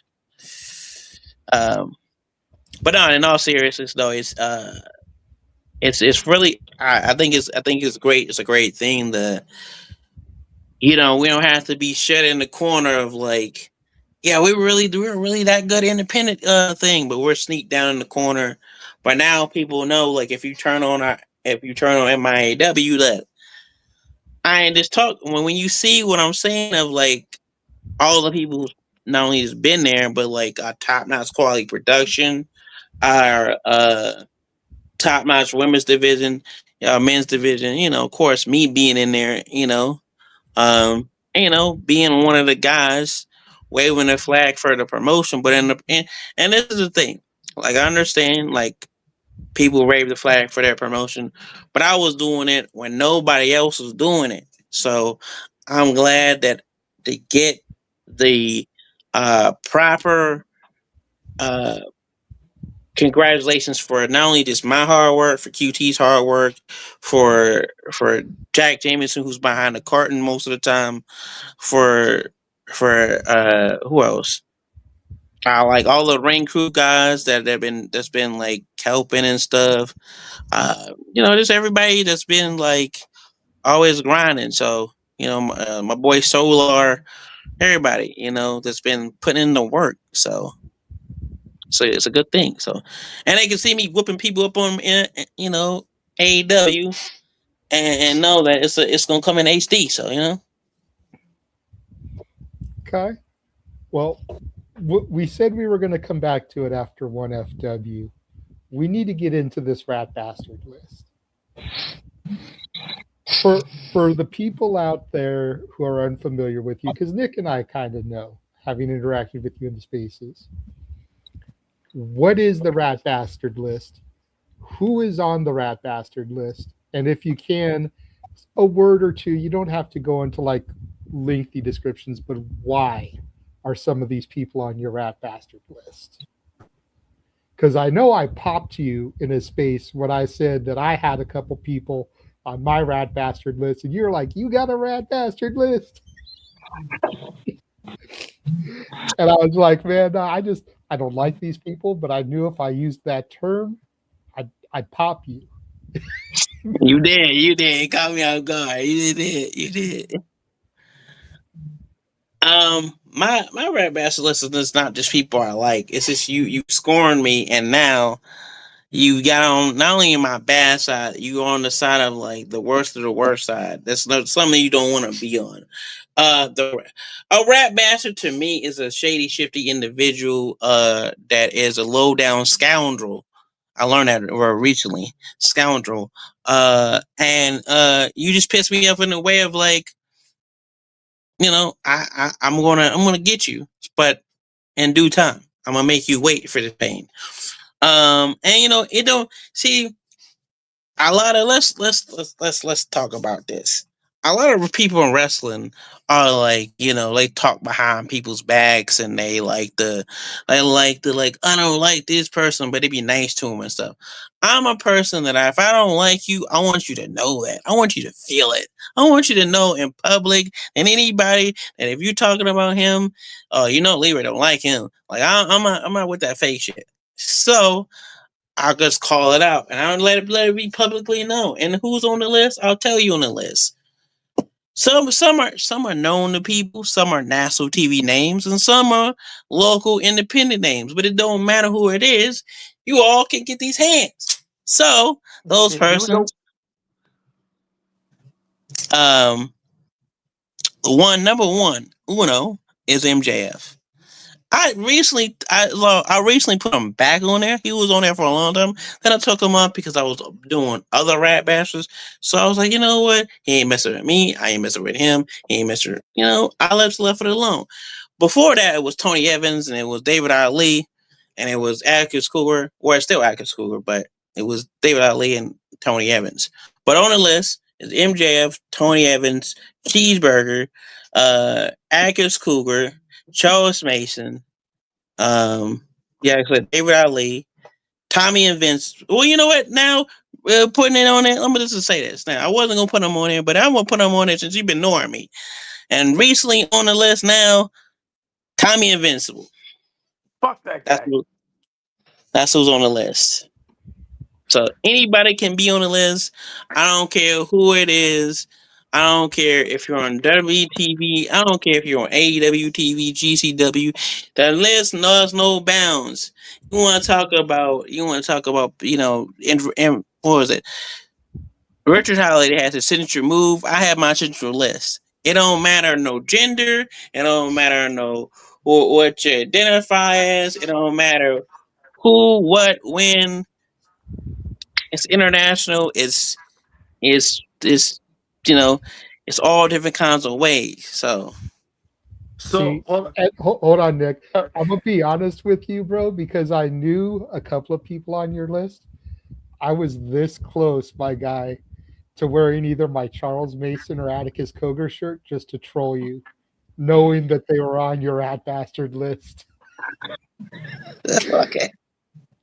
Because I got merch for both of them, dude. I got a bunch. I got Vandal 48 shirts. I got Cogar shirts. I've got Mason shirts. You know. Well, I gotta know, why is Mason and Cogar on your Rat Bastard list? What the fuck did they do? Okay, I'm gonna make it short and quick. And is it just Atticus, or is it the entirety of Vandal 48? No, it's just Atticus. It's always been Atticus. So Atticus ruined my debut, where Donnie being the troll and stuff, he thought that was hilarious when I got jumped and stuff. So Atticus Cooper jumped me in was it GCW 4 when there was in Indiana, my big debut. And I ain't like that shit. Well, he jumped me. Let me just say this: he jumped me because at the time I was talking to Allie, and I didn't even know it was a thing. So somebody tells me they're a thing. I didn't even know there was an item at the time. So he jumps me because he's jealous of that man. Because he could. Let's be honest. If I really, if I really wanted to get with one, I would, but I didn't. Well, you know what? No, I did. I did shoot my shot at Allie later on just to piss him off. But that's just me because you don't jump me. You don't jump Nasty Leroy. Fuck that shit. Yeah. Charles Mason, he's on there because I was minding my business at the catering table in Atlanta at GCW. I was eating some popcorn and a low carb donut. It was low carb, okay? And I was minding my business, and he want to smack the shit out of my hand and smack me. And I don't just like how you just gonna smack somebody and it's thinking it's gonna be all right. I'm gonna get my payback. So definitely in a rat basket because of that. Oh shit. Okay. Okay. Fair enough, man. I like the fact that it's personal and it's not just business. Yeah. Because as a guy who's never really worked in the business, at the end of the day, we're just fans. The only people that I would say are on my Rat Bastard list are because of personal reasons as well. And I have one that I don't like, but I have 3 people that I would actually put on my Rat Bastard list because of personal encounters within the business. I take that back 4. Matt and Nick, Candice LeRae, Joey Mercury. Candice LeRae? That's shocking. I'm not gonna lie. All of them because of personal stuff, and I can clue you in off the air because I don't want to get back into it on air here. But just personal issues between them in the past. But yeah. Okay. All right. Yeah. I'll tell you the reason why I dislike David Ali. David Ali, if those who don't know, he was a local Georgia wrestler who appeared on a couple of AEW ones and stuff like that. And because he was trying to get his name out there, and he saw that I had a following, cause doing a Janela Zone type of stuff.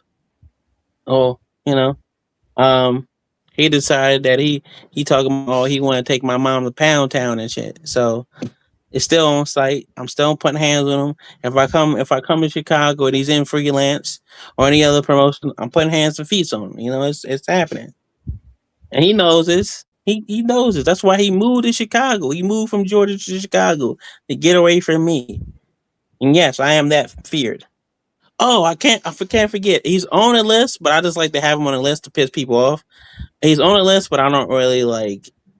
He's not going to wrestle me ever in his life because he knows better. Uh, Matt Cardona's on the list too, so Okay. yeah.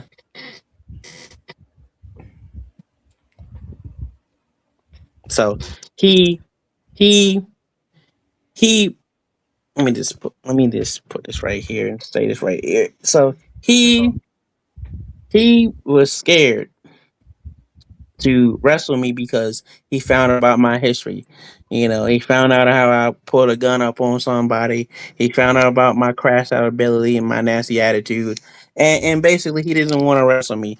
We've been in spaces. He told me he would wrestle me, but it's been lip service. And I ain't gonna lie, I wowed out and said a couple of things to him, some I don't remember, but my friend had to touch me up on stuff that I've said. I basically called him a cuck one time, but that's also I just pointed it out. I ain't say it, but like that's what my friend said. He's scared of me because he think I'm gonna pull out a gun on him. He doesn't know he's legit scared. I tried to get this match booked before he went back to the Indies, and he will be like, "Oh, Leroy, you didn't make him go back to WWE." I did because I call him out multiple times about. He talks about he wanted to help the Indies, but did he help? He helped certain guys. Yeah, he helped certain guys, but he didn't help the Indies. Because if you really help the Indies, and you're really helping. You would be helping, and if you really wanted to wrestle me, you really wanted to fight me, you'd have fought it multiple times. Promoted from Brett Lauderdale to people at WrestlePro to anybody else I talked to, try to get it booked, and he would tell him, "No, not to book it. Don't book it. Don't book it." But this is the same person that wanted to run Indie Mania, and he wanted to run his own show, and he wanted to help the boys and the girls, and he wanted to be this great guy of independent success. But mostly, he's like, "Oh, I'm king in indies, but I really want to go back to WWE because I really can't handle this independent life." That's really was, and I call him out on it. And people don't like that when I call him out on it. And what did he do? He went back to the E. But now he's getting jobbed out. He's getting his ass whipped by Randy Orton and everybody else. So I'm happy at the end of the day. Okay. But I mean, you talked about the spaces. It's no secret. You're big on social media. What's your view being, part of like not only a wrestler but part of the IWC? Because again, you've been in a lot of spaces. You're on X. What's it like being like? Do you take anything that the IWC says to heart? Do you like? What is your kind of perception of the IWC? Because a lot of people like to go on that app and just fucking just talk. Diarrhea of the mouth is what we like to call it. Yeah. Yeah. So, like, what's your take on the IWC? Do you try to stay away from it? Are you it? Like, what do you kind of? This is a good question, Nick. I like that you went there because, to your point, you interact with the IWC on a level that I don't really see a lot of other wrestlers do because you jump in spaces. You see wrestling talk happening and you're like, hold on, let me pull up in here, see what people are chatting about. Sometimes you request a mic, sometimes you just listen. And I don't see that from a lot of other people. So you've definitely got an interesting perspective on this. Go ahead. I usually just want to, because like this is just I use this as, even that I'm in the industry, I'm still a fan at the end of the day. So like when I'm on spaces, I'm talking as a fan, but people like to try to pull your card of like, you're not in there, you're not a wrestler, or you don't really be around these people. And then when you tell them, and I used to be one of those people. I used to show everything to them, evidence. See, I've been with this person. See who trained me. See this person. Now I'm at a point where I don't care if you know I'm trained by Cody Rhodes. If you believe it, I don't care if you think I wrestle in GCW and AEW. That don't matter. You can think I'm just a fan who has a wrestling personality or whatever the case may be. I don't care about that. But I do hear a lot of, I'll give credit because I use this word a lot, and I to my boy Daryl Starks, Mr. Starks from Covalent TV. I saw a lot of fair walkers on the internet, but mostly Twitter and TikTok. And it's a lot of those saying egregious stuff out here. Like it's egregious stuff, and the egregious stuff doesn't stop. But it's just I listen to it, and it's be like sometimes you'll get me though. Like sometimes I'm not gonna lie, you'll get my go. You're raised, baby, and you'll get me. Like I want to tell you, I don't really get it. I don't get upset or my favorite one. You know what I love when people say the internet, the IWC is not a real place. It's a real place. It is a real place, but you can't let that place bother your mental because they be saying wild shit. Some of the wild shit I've heard on TikTok is one person said, and I won't name him because I ain't giving him publicity. When somebody said, "Oh yeah, Obafemi is better than Samoa Joe," and I was just like, "You just gotta leave on that." Right today, I was on there and I saw people was talking about is Rey Mysterio generational, and I just be shaking my head. I just be listening and be like, I just be like, brother, you're just talking now. Like, is he Well, generation? well, just to play an honest devil's advocate, counterpoint here. If the person asking the question didn't come up in an era of like Reign of Honor Joe, TNA Joe, they may not know what Joe can really do. If all somebody knows of Rey Mysterio is that he's Dom's daddy from these last few years and he's a deadbeat dad, and they don't know the Lucha Libre, they don't know the ECW, WCW history, these are legitimate questions and takes, because they don't know the era of those guys that we know. You know what I mean? Just to play a Right, quick little devil's advocate here. right. But I don't think they want to know though. I also think they don't want to know. That's fair too. There's so much easy access to the footage that they can study on that shit. Well, when you tell people to study something, it's a whole argument there in of itself. So, God forbid people Google something they're going down. God forbid. You look up a YouTube clip or whatever. I'm not forcing you to look at it, but like however way you look up some old Joe matches, old Rey Mysterio matches, like you see. I've like I don't know how to participate. I don't because like I'm a part of it, but I'm not a part of it. I also feel myself as like I'm just a person. I'm not even just a person. I'm an outlier of like I be around like I keep my ear to the streets of like IWC Yeah. because I feel like as a wrestler you want to see what they talking about. You don't want to just like alienate yourself from like the thing. Most wrestlers don't even do interviews, and like I do interviews, but I do interviews for people I rock with. So I rock with you guys, so I do this interview, and I ain't charging like money because like I could, but like I'm not going to. Like it's just like if I don't want to talk to you, I don't want to talk to you, bro. I'm not gonna force to pay you to interact with you. Um, and so like um, I don't do like most wrestlers do. I'm interact with the people. I interact with the people. But but also this is also what I say to IWC, and you can clip this. I I don't care how much you think I don't wrestle. I don't care if I've never been on your TV screen on Monday Night Raw or SmackDown. If you've never seen me on Dynamite, I don't care about none of that shit. If you think I'm just some guy on the internet like you guys, fine. That's fantastic. But at the end of the day, you say the wildest shit.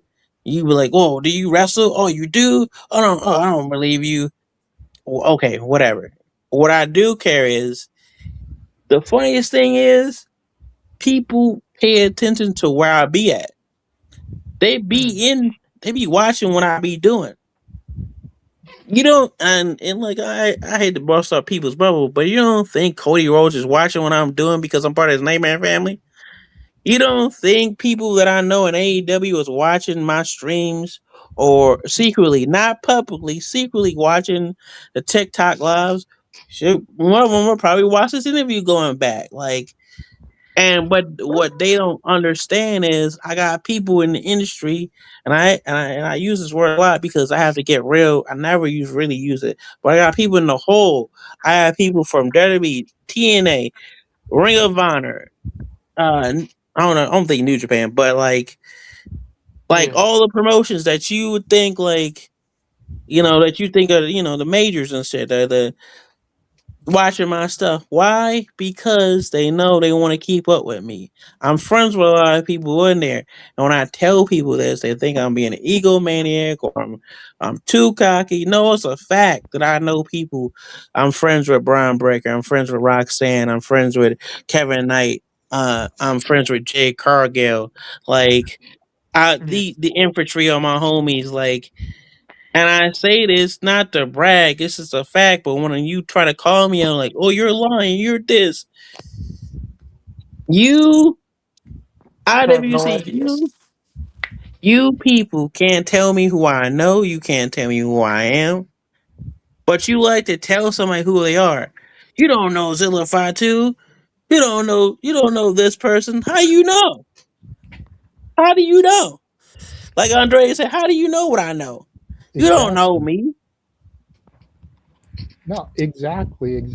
Like, and that's one of the things that I love about it too. To give you a chance to calm down there from being riled, but like, just as a fan, going to a lot of these shows, going to a lot of these indies, especially like I said back in the day, I was a huge PWG guy. Back in the day, like 05, 06, 07, like the glory days of PWG. Okay. Seeing El Generico, Kevin Steen, Brian Danielson, all these guys before they made it to the E. And me and my buddies got to know Brian Danielson on such a level that when we went to SummerSlam Access and he was out there doing meet and greets, he saw me and my crew, and he was like, "Hey, where's Jeff at?" And Jeff, my buddy, didn't have the money to get a ticket for that access. He had a ticket for the next one. We pointed at the barricade. We were like, "Dude, he's right over there waiting for the next session." Dude got off the stage, came down the stairs, went to the barricade, gave my boy a big ass hug because he saw us, knew he was nearby, and went and showed that love. Didn't have to do that. Mm-hmm. Yeah. That just goes to show how even on a fan's level, you can connect with somebody and they remember you. Yeah. You know what I mean? Like, yeah, I think it's important to connect. I really believe in this philosophy of like it was Cody who told this to me. He was like, you treat everybody how you wanted to be treated, of course, but like the treat everybody like it's your friends, right? Treat all the production people like your friends. Get to know everybody, right? He always told me get to know everybody. So like the people behind the cameras, like you name it, knowing whoever, because people want to feel like that's my friend, and like you want to support, like that's the philosophy of like you seen an underground like mixtape guy for like years, and you know him, and you being like certain gatherings. So then when he does make it, when he is on the Today Show and he's on the Tonight Show and he's like having a stream and his stream is going crazy and stuff like that and he's popping off, You'd be like, "Oh, I remember when we were just chatting about your future career goals, and I remember when you was talking about you wanted to saddle out Madison Square Garden, and then you go into like Madison Square Garden or L.A. where you're at, at I don't know, they still call it the Staples Center. Nah, it's now called the Crypto.com Arena. Okay, so go to the crypto.com arena and like you seeing him there and like he's blown up, he's now a star. But you remember when he was a mixtape artist or when he was SoundCloud and he was only streaming it and like maybe like 2,000 people only knew him, but now millions of people know him. I use that philosophy of like, just like let's say for example, I'm gonna just put this out there, right? Let's say let's say 3 months from now I get on AEW, right? And I have a match and I start now, but it's not only just a match. It's like I have a match with MJF and shit, right? I'm beating the hell out of him as I will be doing. Talking my shit. I'm having a promo with him. But you gonna remember the time when I was in spaces with y'all talking about, how much I just love the MJF, but also the show of Dynamite and Forbidden Door and whatever else we're talking about because you know me. And so it's better when you know me, like you said earlier. You know me. Oh, it's my friend Leroy and stuff. You know the philosophy I 100%. use. 100%. And trying to build those relationships now with the new breed of talent. Went to WrestleMania, like I said. And saw a bunch of people over the course of the week. Obviously, saw Jack Cartwheel so many times, right? To the point where dude injured himself at Gringo Loco's World of Lucha show. We saw him like the next day. He's pulling up his X-rays on his phone, showing us his X-rays and shit. That's crazy. Because we had gotten to get to know him, and then he comes, does an interview with us, shortly after WrestleMania. Yeah. But just trying to build those relationships again. You know what I mean, with the new generation of talent. It's to come to the thing of like connection is real important to me because I always feel like so my thing is like once we're connected, you support me on a lot of stuff. And what the craziest thing is like my mom came she came to she came a lot of times to the Nightmare Factory, but she'd be like, "Oh, I think she came on the stream one time, and people was like, Mama Nasty this, Mama Nasty that, of like the Janela Zone, and so it became a thing on the Janela Zone where like she was like they loved her coming on the screen and stuff. So, and then like the factory people at the Nightmare Factory be like, "Oh, Mama Nancy, how you doing?" Like it's a whole thing with her, like. And she act like she don't like it, but she likes it. She likes that a lot of people like to mention her. Um, it's a whole thing, and she loves that shit. So I yeah, when you're connected with people, and it's a cool thing. But also at the same time, like I feel like on the other side of that, they think they can tell you what to do or how to feel. Not even say how to feel, but where to go. Oh, you should go. You should go to. You should go. What I've been told. You should go on the ID program, and you should go on Evolve, and you know, even it don't matter how old you are. You can still go there. And I was like, I can't go there. People don't understand. I don't think people understand. Like when you watch something different, like I said, I got into independent. I got into independent wrestling because I love independent wrestling because I like DCW, I like Ring of Honor, I like Shimmer. So if I that was if my goal was to go to Ring of Honor in New Japan, what makes you think that be in my forecast? Like I like that my friends go over there. I'm happy for them. I ain't gonna never tell you that like don't have this dream, but like but Well, also people they probably figure that with your connection to Cody that he'd be able to hook it up for you. it'd be automatic, right? Yeah. Yeah, no, I've heard that multiple times. I would tell Cody the only way I would go there, the only true way you could get me there is like it would be like a 6 month deal or a 3 month deal. Where and I only say that because um I would have it would be have to be I would have to be like at first I'm coming out with you as current an American Nightmare Bayface fan favorite person, but then also I would want to work a program with you, of course. And if I can't work a program with you, like why should I be there? Yeah. Yeah. Yeah. So that's just me. But So if you, I go ahead. well, I was gonna ask if you could go anywhere right now of the major promotions, where would you want to be? I would want to be at AEW. Come on now. You should have known he was going to say that, Nick. You just wanted to hear it. This dude, I swear to God, he needs to give me part of his checks from Tony Khan. The way he's constantly glazing AEW. But You want me to start? You no, want me to? no, I don't. No, I Okay. don't.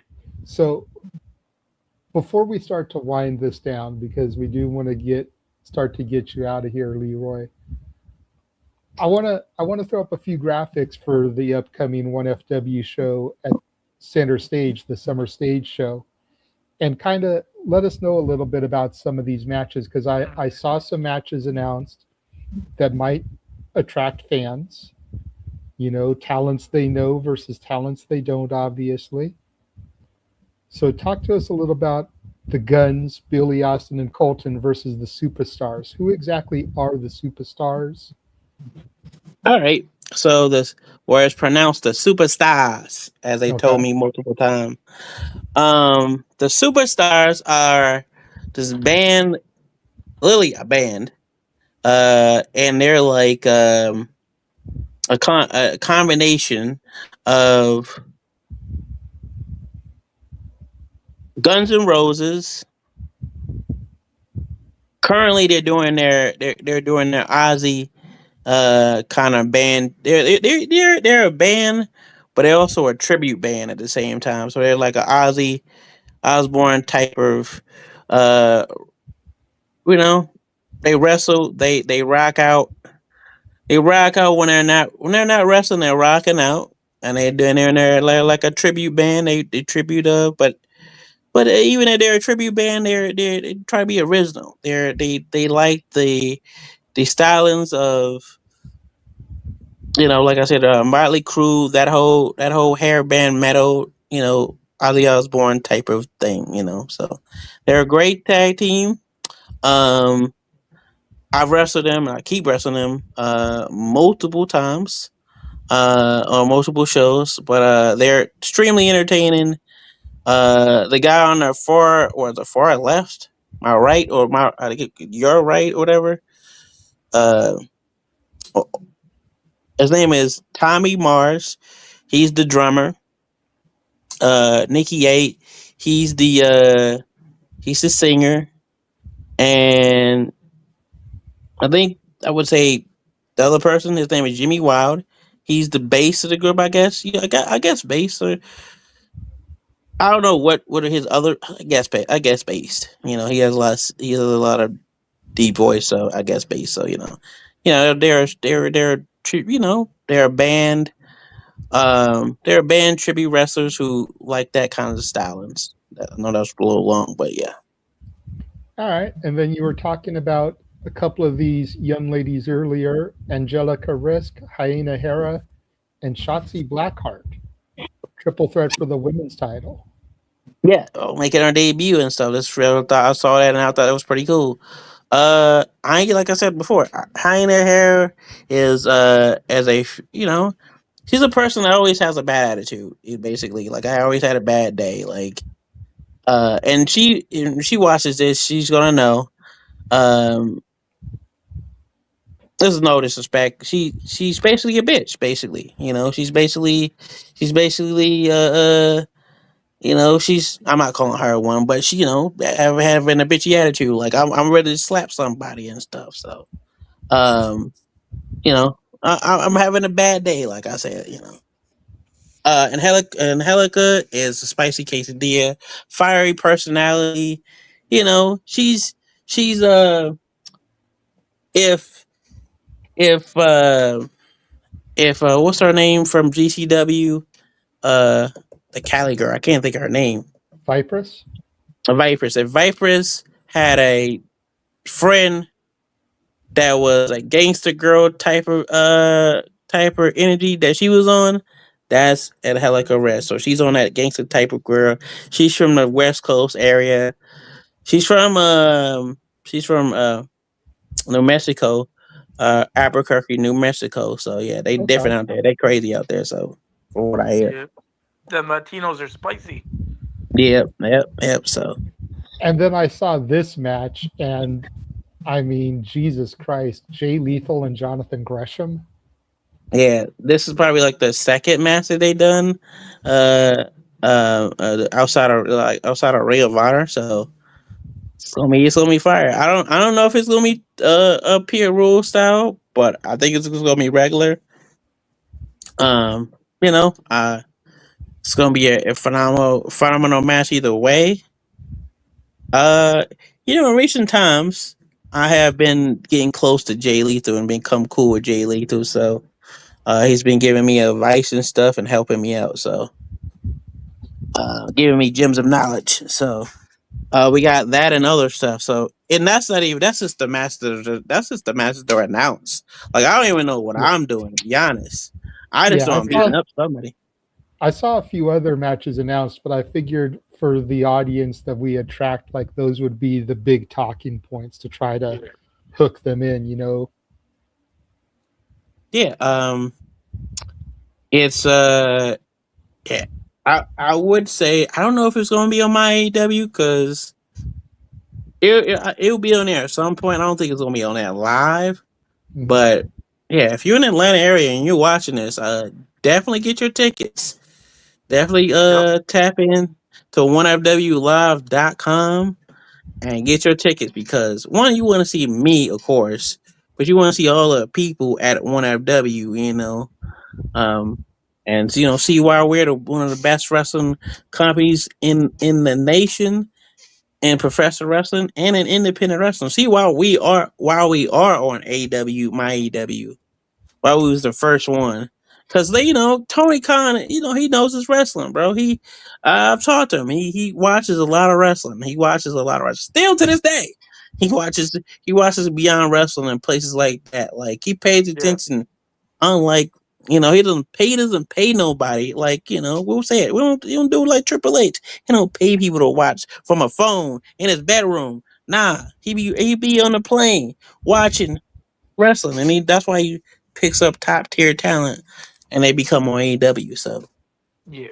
All right. Well, before we let you go, because been here a minute now. I know you got shit to do. You're East Coast, so it's like 10 o'clock for you now. Want to try and peel the curtain back just a little bit, as much as Leroy will let us. What does Leroy do to relax after a weekend loop of shows? Movie guy, video game guy, music guy. Like, what does Leroy do to just vibe out and chill? Ladies, man, aside from jumping into spaces and fucking with people, So I don't have a video game system right now, but I'm going to get one again because I've been putting money in my wrestling stuff and other stuff. But like, I'm gonna get a video game. I'm definitely gonna get Grand Theft Auto 6 when it does come out. But also, I want to get. I haven't played WWE 2K in a minute, so I want to play that again. I like to play video games, but also I've been on a music tip. I be in the gym a lot, so I listen to a lot of different music. Right now, currently in my playlist that's played a lot is Larry June. Larry June. Carly Bravo put me on a Larry June recently. That and other people. Yeah, so I have an artist just like Larry June. That's the East Coast version. I forget his name right now, but yeah, him, Larry June. I just got into because of Big X the Plug's album.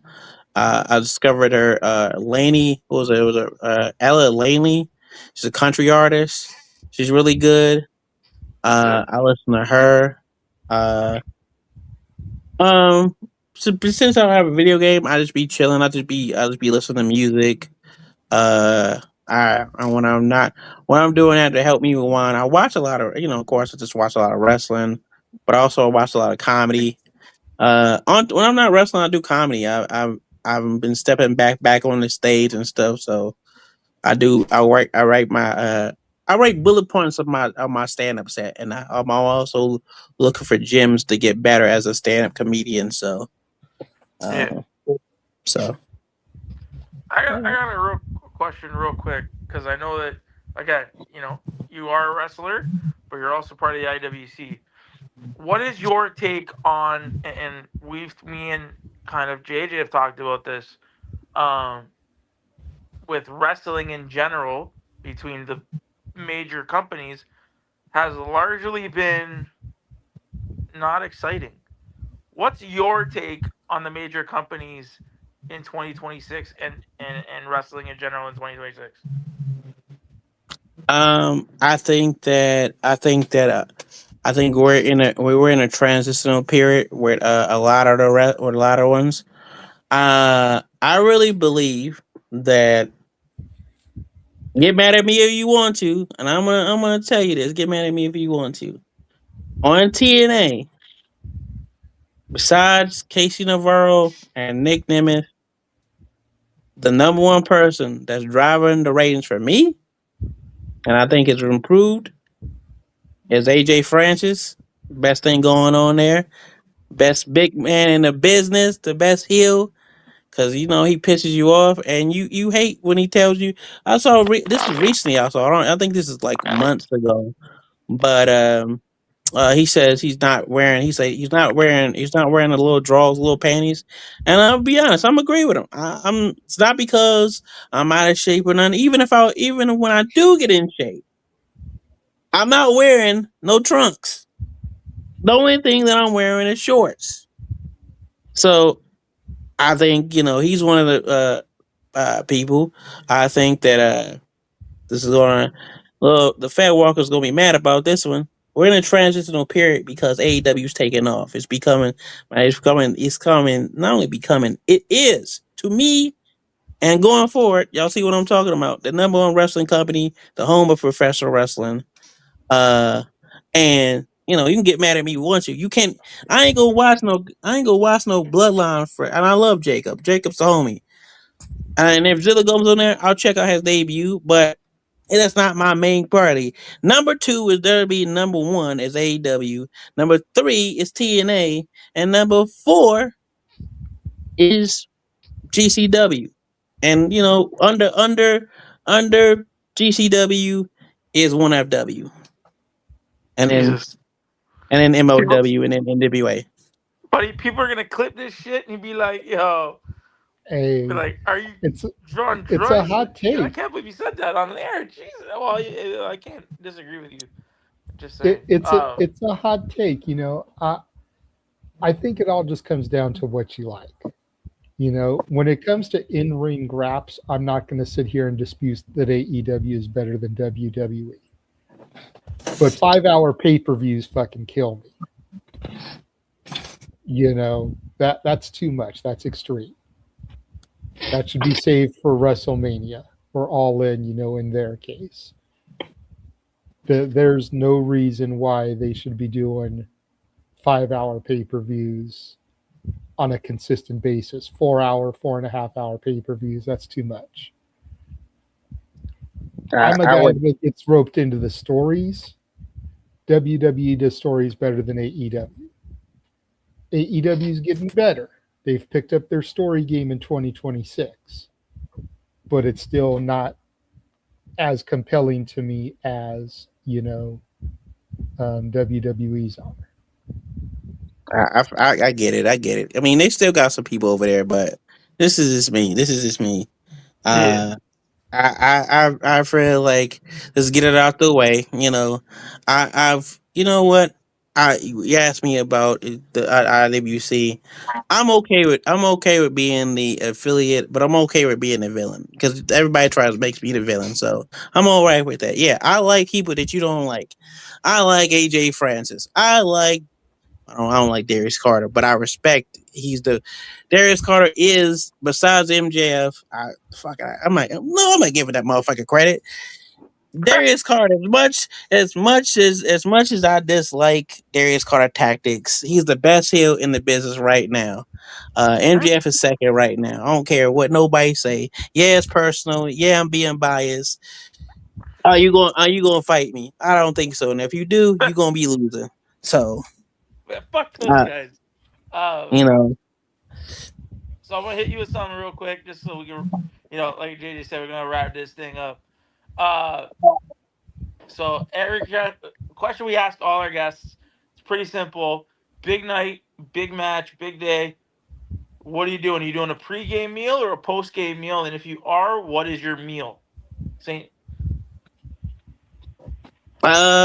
I don't eat before my matches, so I'm doing a post Alright. game meal. Okay, so you're doing a post-game. All right. So, I usually try to stick to my meal plan. So whatever I have that week for the meal plan, I lately been going with I've mainly been going with ground turkey or ground beef and some potatoes. Put that in the air fryer. I usually might do a quesadilla. I've been on quesadilla kick lately. You know, I'll fix me a protein banana pudding kind of concoction. You know, Okay. and I'll have some ice cream and stuff for it. And especially if I had a big match or I won a title or whatever, I'm doing that. But if I'm out and about, if I'm outside, I gotta get some wings or some Got to get some pizza. wings. Come on now. I gotta slide through one of my wing places. I either go to Trap Wings here in Atlanta, or the Bando, or or maybe I just fly through Magic City and I'll get me some wings. So food is not around, so I go to other places. So What's your favorite wing sauce? Oh, I gotta either go. So if I go, it's hot, but it's not too hot. I gotta go buffalo. Gotta go buffalo or Chipotle, and then I gotta go with teriyaki. And then if I'm feeling real basic and I just want a barbecue, I'll get barbecue. So All right, there you All go. right. Well, Leroy, thank you so much for all of your time today. can I Go say ahead one and thing? yeah. I just want to get this out the way because I want people to know this. Like I said, being a villain is okay. I'm okay with that. I like people that you don't like. One of my other people that, if you haven't checked out, that I recommend you to check out is Trip Jordy. He's a great baby face. That you should check out. Trevor Outlaw is a champion of freelance wrestling. He's still one of my favorite guys from the Nightmare Factory. Also one of the best heels uh, besides AJ and Darius Carter is Joe Alonzo. MVP gave him credit not too long ago on his podcast, but I've been singing the praises of this dude because he gets it. He's not only just a good wrestler, he knows how to go promo. Like I would put him in there. I'm not gonna put him in the top tier promos of people, but he's up there of like a lot of people better than a lot of people in the scene in wrestling right now. Like if you give him like 5 to 10 minutes, he can knock it out the park. Like he gets heat, he gets hated. And I'm talking about true hatred. Now he could definitely out talk Dom Mysterio. So if you put him on WWE TV against him, he's getting cooked, and all the fair walkers would be mad because he would flame him. I already know it. So I like that. He would because I know Joe Alonzo and the funny thing is we used to be beefing, and we later on when he was on hard times and I was on hard times, we just started talking it out and like hash out our stuff. But like had multiple times where he pissed me off. he pissed off women's wrestling thing when he was like going at this one girl in Texas. Like, I don't know, he just knows how to piss people off. He has a punchable face. He knows he has a punchable face. That's the bad part. He knows he can talk. He has a punchable face, and like people be like, "Oh, Dom Mysterio is the best here in wrestling." No, you ain't seen Joe Alonzo eat his lunch and then look at him and say, What you gonna do?" So that's all I gotta say. Check out him. He's on fourth rope and stuff like that. So There you go. yeah. Okay. Well, like I was saying, thank you so much, Leroy, for joining us. Why don't you go ahead and hit everyone with your socials real quick so they know where to find you and follow you? All right. You can follow me. You can follow me on Twitter, that Nasty Leroy. You can follow me on Instagram, official Nasty Leroy 215. You can follow me on TikTok, official Nasty Leroy 215. Also, my merch will be on both of them. If they're not on my Twitter site, I'm gonna probably put it on it after this. But my brainbustertees.com/Nasty Leroy, foyerwear.com, where you can get the Nasty Hottie jackets and the Nasty Team jackets.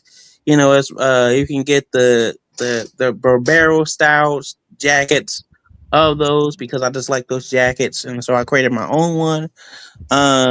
You got the Nasty Hottie jerseys. I got a new shirt called Nasty by Nature. I got another shirt coming out, Too Nasty for TV.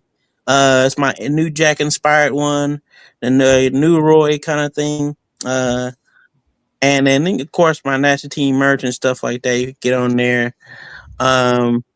If you're in Atlanta area, or if I decide to go outside of the Atlanta area and other places, you can see me at my merch stand, have my stuff, doing my thing, come talk to me. I talk back. Not only I talk back, I will have a conversation with you. I ain't gonna act like I'm too good. Even that y'all be liking people like Charles Mason, and he be like choking y'all, and which was weird. It's if you be liking guys like Atticus Cougar and all that stuff, but y'all, Leroy, don't do it. Don't do it. So, I feel but like he's taking shots at me right now, No, not just you. I'm talking about other people. Like it just be like it be weird. Y'all be liking rat bastards, but I don't understand. Y'all like rat bastards, yeah. Y'all like MJF, so yeah, I can't tell y'all who they like. But it's fun. It's funny how like y'all come up to me and be like, "Oh, this is so good at the character and stuff." I'm not a character. I just be talking my talk. It's like they be like, "Oh yeah," they be like, "Whereas be like, oh yeah, MJF is in character. Oh, he doesn't really think like that. No, that he really be like that." I was around him in the locker room, and he really is like that. So, but anyway, you can come to my merch and stuff. You can come to my stuff and get a Nasty Leroy t-shirt at 1FW. Come check me out at 1FW live events all over the Georgia area. We're in Watkesville on Monday. We're gonna be in Gainesville, the home of AJ Styles. We're all over the place. Check out 1FW live events. 1FW.com for live events. Check out all my socials for where I'm gonna be at, comedy wise and pro wrestling wise. So don't be a rat bastard and check out my merch. Don't be a rat bastard. All I gotta say is I might have to get that Nasty by Nature shirt. Yeah, it's cool. I It's might have cool. to cop that. Yeah, Is it a fine. play off of the Naughty logo? Naughty sort of. Nature? Okay. Sort of. It's a little bit of both. Okay. Oh, you know what? Yeah, it's a parody. It's a parody of the rap group, but it's also it's a parody of other stuff too. It's a little bit of both. Because I have a shirt that says Natty by Nature, like Natalia Natty. Yeah. And it has a hockey stick instead of the baseball bat. Yeah, it's kind of like that, but also Naughty by Nature too. It's also a player for Naughty by Nature too. Yeah. So. All right, cool. Well, again, thank you so much, Leroy, for being here. Thank you to the almost 100 of y'all that are watching right now. We greatly appreciate it.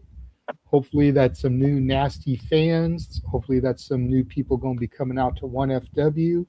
When is the summer stage show again? Oh, July the 17th. We'll be at Center Stage. Um, for those who are in the area, shoot, matter of fact, if you just say, you know what, I'm somewhere else.